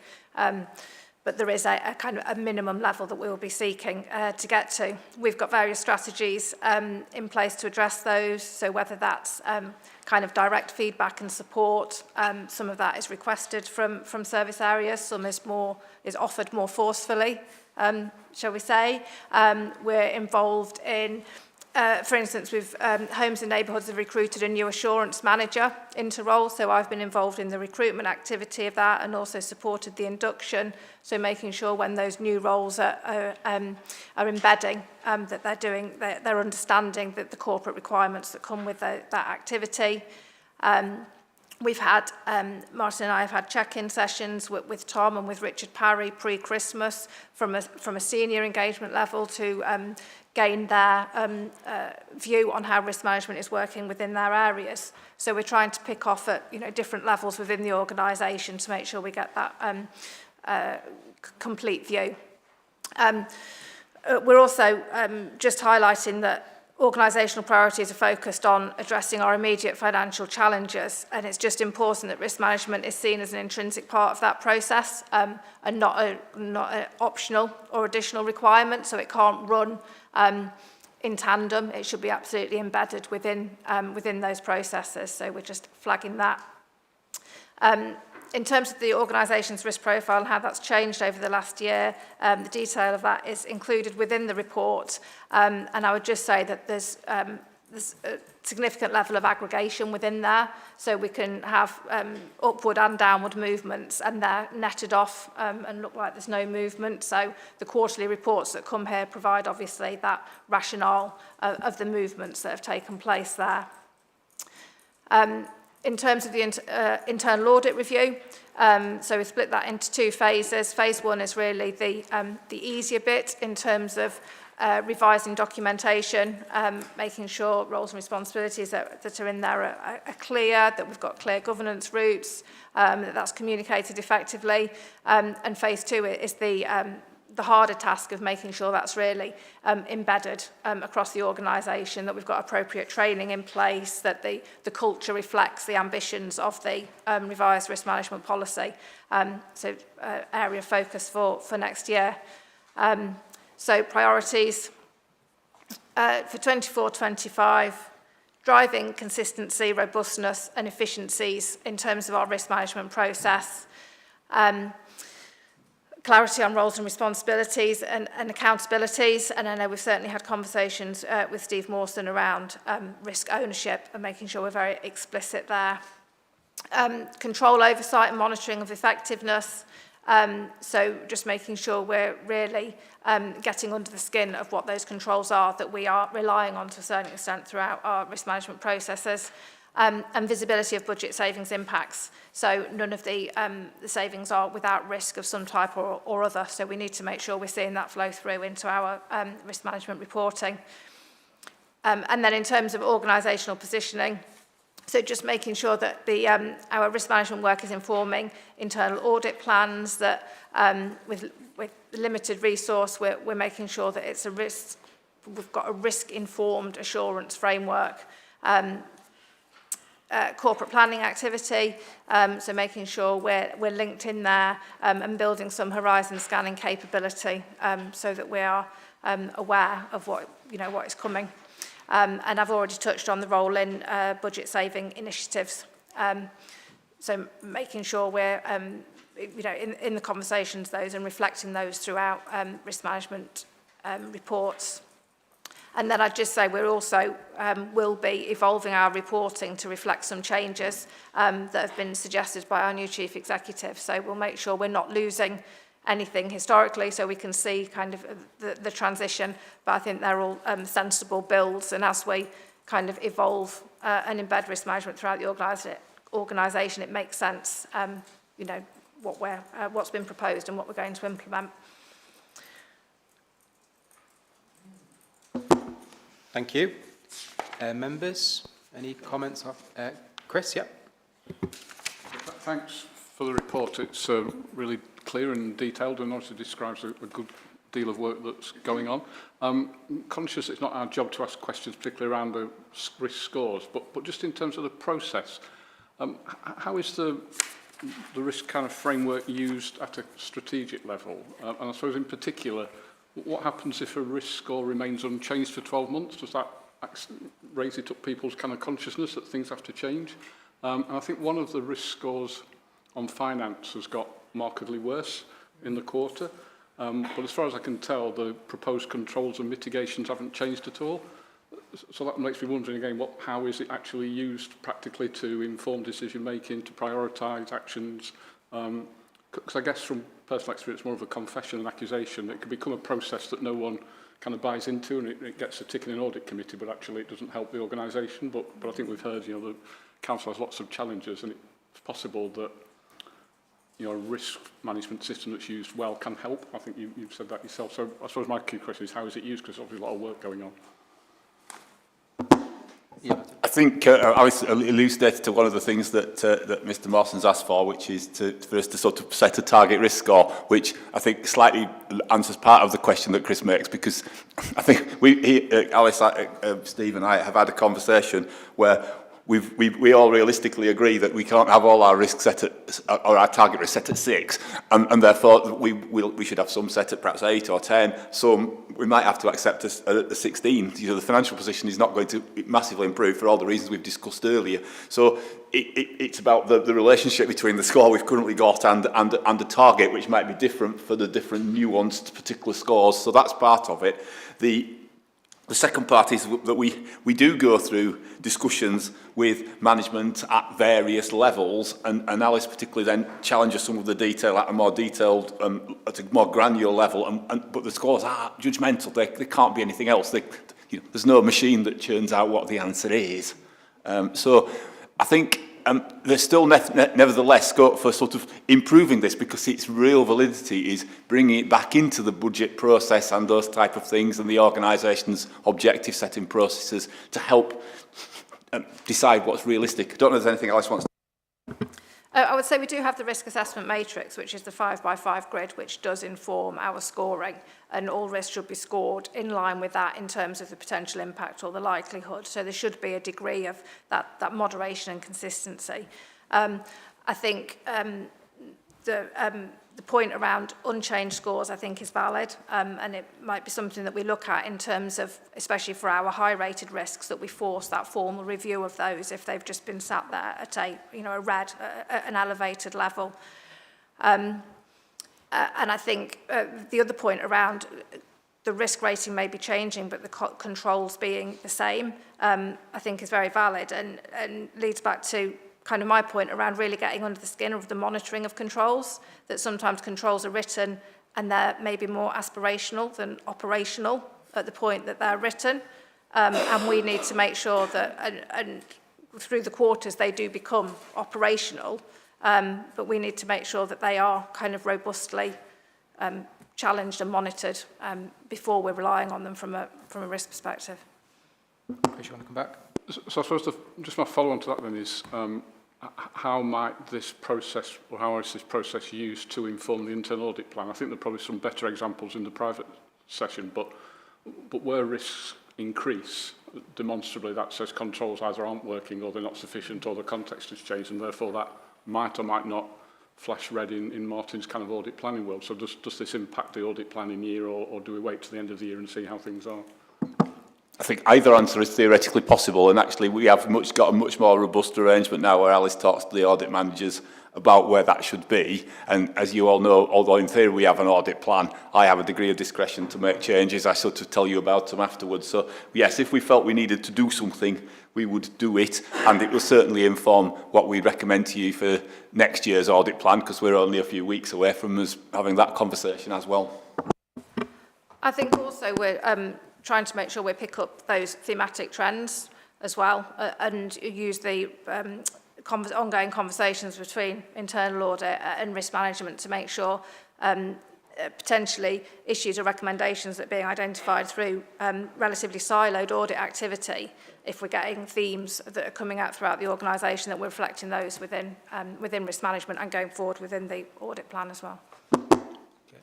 Councillor Taylor. Thanks, Chair, and thank you for the report. For me, I'm loving this, and we are on a journey. And having sat through this committee and previously also in corporate scrutiny, I've seen the improvements coming through, and I'm sure that we're not finished yet. What I like to see is that alignment And I think you've referenced it already, that alignment between what we have here and the corporate plan, so that there's a read across, but also what we have here and our reserve strategy. So again, that if we're flagging things here, we're taking that into consideration, perhaps longer term, because we just had the debate about we haven't got very many reserves, but in terms, theoretically, what you want to get to a position is where there's a clear line of sight between the level of reserves we feel prudently we need to hold and our understanding of the risks and the weaknesses in the mitigations that we can put in place to control those risks. So, I mean, it's clearly work in progress. I'm sure we could, if we wanted to, well, not we would, but I know you do, underlying this are the next levels, which you drill down into, and you start to look at those lower levels, and you can then work out how you build them back up to getting the scores, presumably, that we have here. But yeah, I think there's good progress. We need to continue to see this. And I think Chris's observations are very valid about, you know, that level of challenge we do put in as well. Thank you.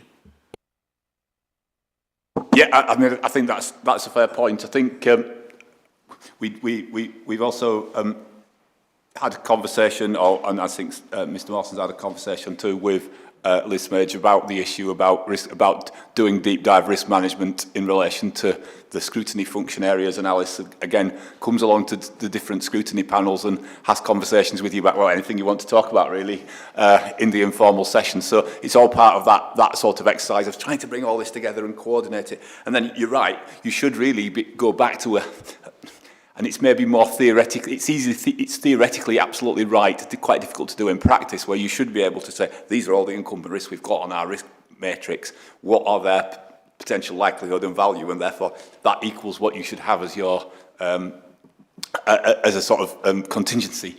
Some of it crosses over with other areas of contingency that are sort of like insurance fund and those sort of things. But it's a valid point. I think it's work, that has to be work in progress, but it's, yeah. Thank you. Councillor Pinnock. Yes, thanks, Chair. Can I thank whoever came up with the risk heat map, because that is so good.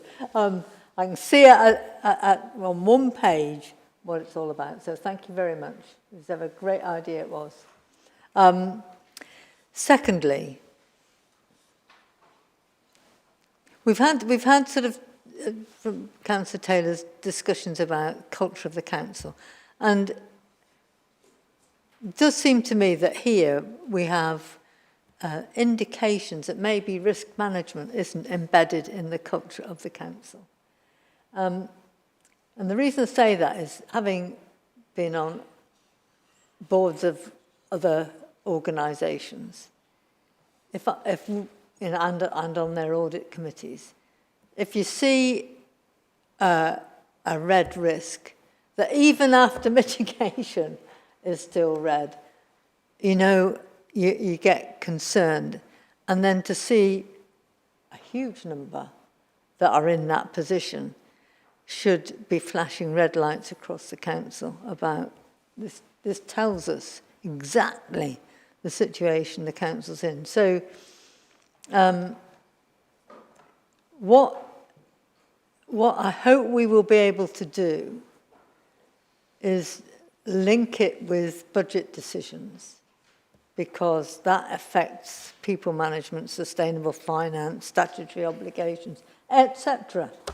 And if the decisions taken at budget don't shift those across the heat map, then we're probably not making the right decisions. And then, of course, it would come back, do its circular tour around to here again. So that would be the first point. And the second point, just to say, is obviously this is the top-level risk management picture.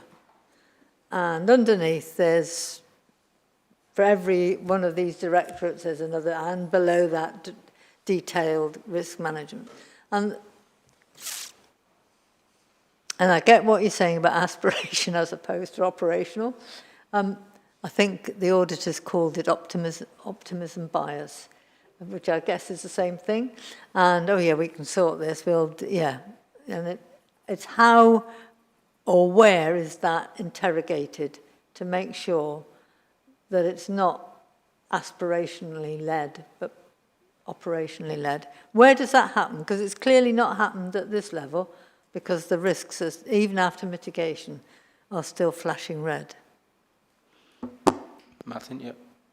Yeah, I think to answer the questions in the opposite way around, the theoretical position is that because we try not to repeat stuff that is supposed to be done by other management functions and other areas. So there are supposed to be various control boards that look after things like project investment and those sort of things. And what we're doing is we're trying to obtain that information and find out what is what is an issue within a project and what is a risk within a project and what is a substantial risk within a project. And we're trying to sort of harvest those substantial risks and trying to understand what the mitigations are for those. I won't say it's of mixed success, that sounds, some places are really good at it and really able to demonstrate to us. Others, it's a little bit harder work to get that information back. So I think that's one of the areas that we need to do a little bit more work on. On the issue about how many red risks would an organisation have, I don't think perhaps no one in this room or no one who's listening to this debate really, if there is anyone else, would want to dispute the fact that at the moment the Council's sustainable finance position sits there in the red. And indeed we've had the debate about whether this should be in 2025 or not with executive team and cabinet members.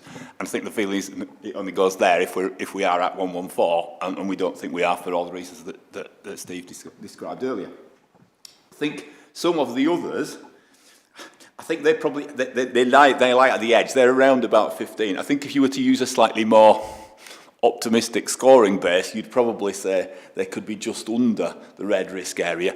It is a sort of judgmental issue. Some places use amber or another sort of colour in between, and we've sort of thought about that as sometimes on internal stuff we use the sort of amber colour between yellow and red as a sort of indication that it's somewhere where there's a bit of uncertainty about exactly where it fits. So I think some of it is about how it's scaled. They sit in a sort of arc under the sustainable finance one, which is that you could say people management is also there. That one's perhaps one of the ones that's more difficult to sort of necessarily elucidate in exact words why that one's there, unless Alice can remember in more detail.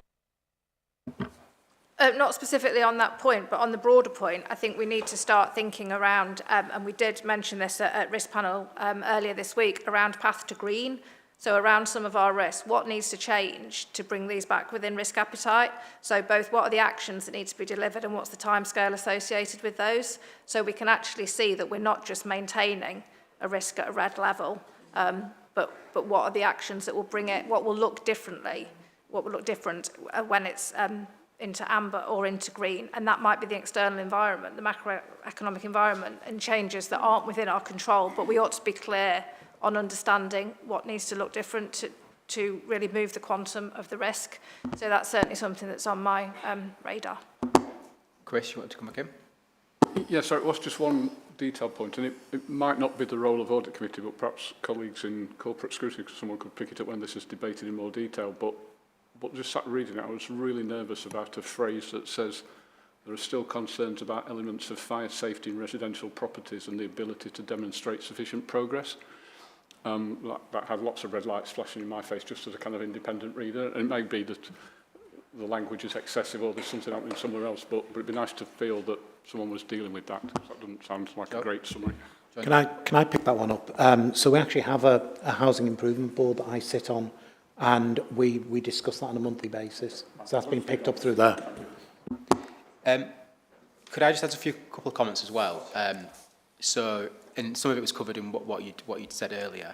I think just on the kind of matrix, I think that's great, and obviously that's what we want to be able to see and be within, that's what I expect.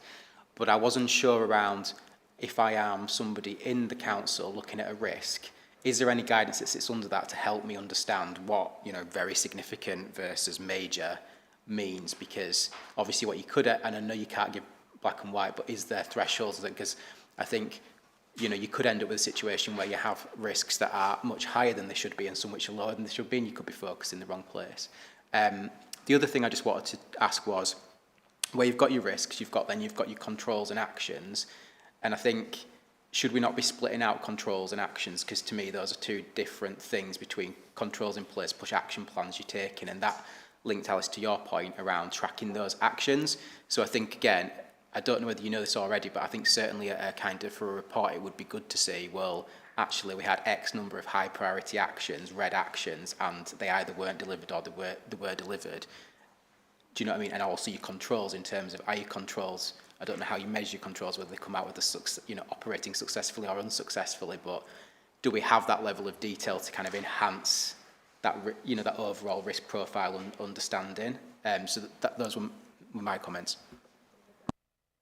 I think the answer to, I think your comment, Chair, is valid are both valid. I think we perhaps just need to do a little bit more work on splitting out between the things that are the current, the sort of incumbent controls that keep something at a particular level, and the actions that are still potentially available. And it comes back to the point about implemented recommendations, as we discussed earlier, really.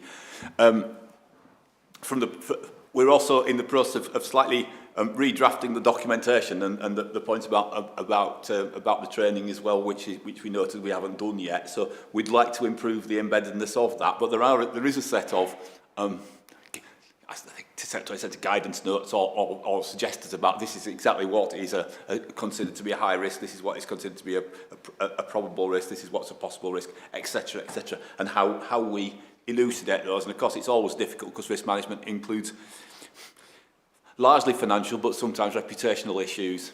So it's about getting those together. I don't know if there's anything else Alice wants to add. No, very briefly, I'd echo that point that the revised documentation, so we did have a risk management strategy. We split that up into two and said we'll have a policy and then we'll have guidance notes that sit alongside that. So the policy details what we do and why we do it, and the guidance is very much how we do it. So that's focused at the people who are completing templates, submitting information, so they've got the relevant information that they need to do that. The heat map does have detail in terms of kind of probability percentages, the likelihood of events, the financial impact of it. So that is all provided. My challenge is around making sure that that is applied consistently. There's a tendency for people to look at a worst case scenario and to score risks on that basis. So it's not, oh, ultimately this could happen, it's what's most likely to happen.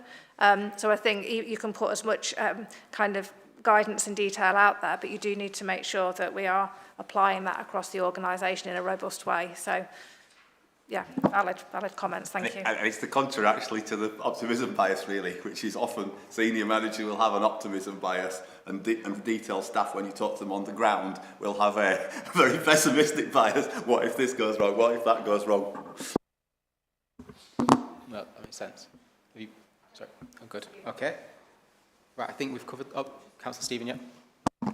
Thank you, Chair. Just to echo some of the comments that have been made about how clear the report is and how useful it is for us to look through and spot all of the red areas. It's all very clear. What I do think is really good is the conversations that we're having about, not just about the report, but how it is actually getting looked at on the ground within the departments, within the council.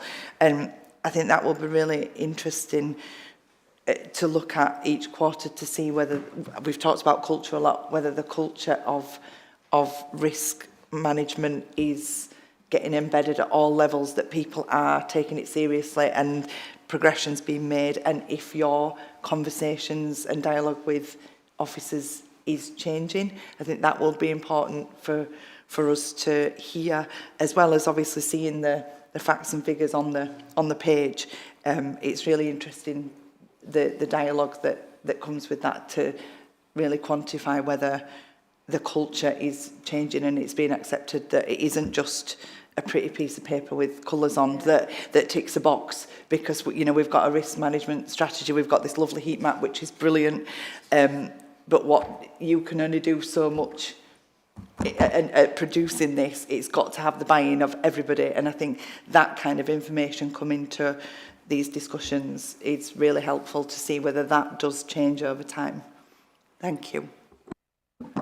Yes, I think that's right. Yeah, interesting. The chair and I were at a meeting earlier in the week where the point was made about how risk management fits into processes like Section 114 and all those sort of things, and how it's absolutely important for committees like this to have been proactively engaged in understanding how the risk management process fits in with the council's budget strategy and those sort of things. So it is something that we have to sort of bring in, and culture's a key part of that at all levels in the organisation. Councillor Sir? Actually, Martin's just covered my last point in his response, so I'm not going to ask my question. Thank you. Okay, no worries. Right, so thanks. We've done that one, so I think we'll note that paper. Thank you, Alice and Martin, for that. Really appreciate it. Okay, so what we're going to do is there was appendices, so when we come to it, if there's any questions on the appendices or specifics, we can discuss that later. We'll propose moving into private at that point. So now we'll just skip on to item 11, the internal audit report, and same goes for that. There is some private element to that, so we'll cover that later if that's needed. Martin, over to you. Yes, thank you, Chair. I think the papers here in front of you, it's in the style that we agreed a little while ago. There's perhaps the famous assurance map tables, perhaps still a table that's trying to give too much information at any one time, but it's giving you the, and we might have to rethink about this for next year, but it's giving you the flavour of where we are in our assurance journey. And whilst the positive news is that things are okay on the financial core systems, there is an awful lot of orange, which is unfortunate because those are limited assurance areas within the general business systems and financial business and smaller financial business systems. And a little bit higher on schools, but that is probably consequential to the route that we agreed a couple of meetings ago, whereby I pointed out that following discussion with learning colleagues, schools that are generally administered to a reasonable standard or a good standard, but nevertheless have a budget deficit, are no longer able to score as adequately assured. And you will see that both of the schools that are described later fit that characteristic. So that was all I really want to say. I am a bit concerned that we are at the high 30s for the absence of assurance. It's from a somewhat smaller sample than it used to be. Historically, this has always been at around 20%, even if you accept that schools were historically getting better scores than the council as a whole. Nevertheless, this is still in the low 30s, so there's a bit of a step change. We're doing slightly less work, therefore it's directed at more what we perceive as probably rather more risky areas, so you might expect slightly more issues to come up. Worth also just, if we aren't careful, given our relatively low resource, albeit there is, I think, hopefully an agreement now to slightly improve our resourcing level. That was with staff leaving and the issues around vacancy control mentioned earlier by Mr Mawson. But one of the issues that is arising is that if we get more and more limited assurances, we finish having to do more and more formal follow-ups, which then leaves even less resource for next year's audit plan. One of the things that we're going to trial next year is actually having a top triage conversation between the audit managers and service directors to say, have you actually done any of these recommendations, or what progress have you made? And if they say no, then we won't bother to go around the process of doing a follow-up audit. We will bring you back that information more directly. Which then takes us round the conversation that we had earlier when Steve was here about those might be areas where you wish to think about whether you would like to invite someone round for a discussion. So I think that's the core bits and pieces that I wanted to tell you about in relation to this.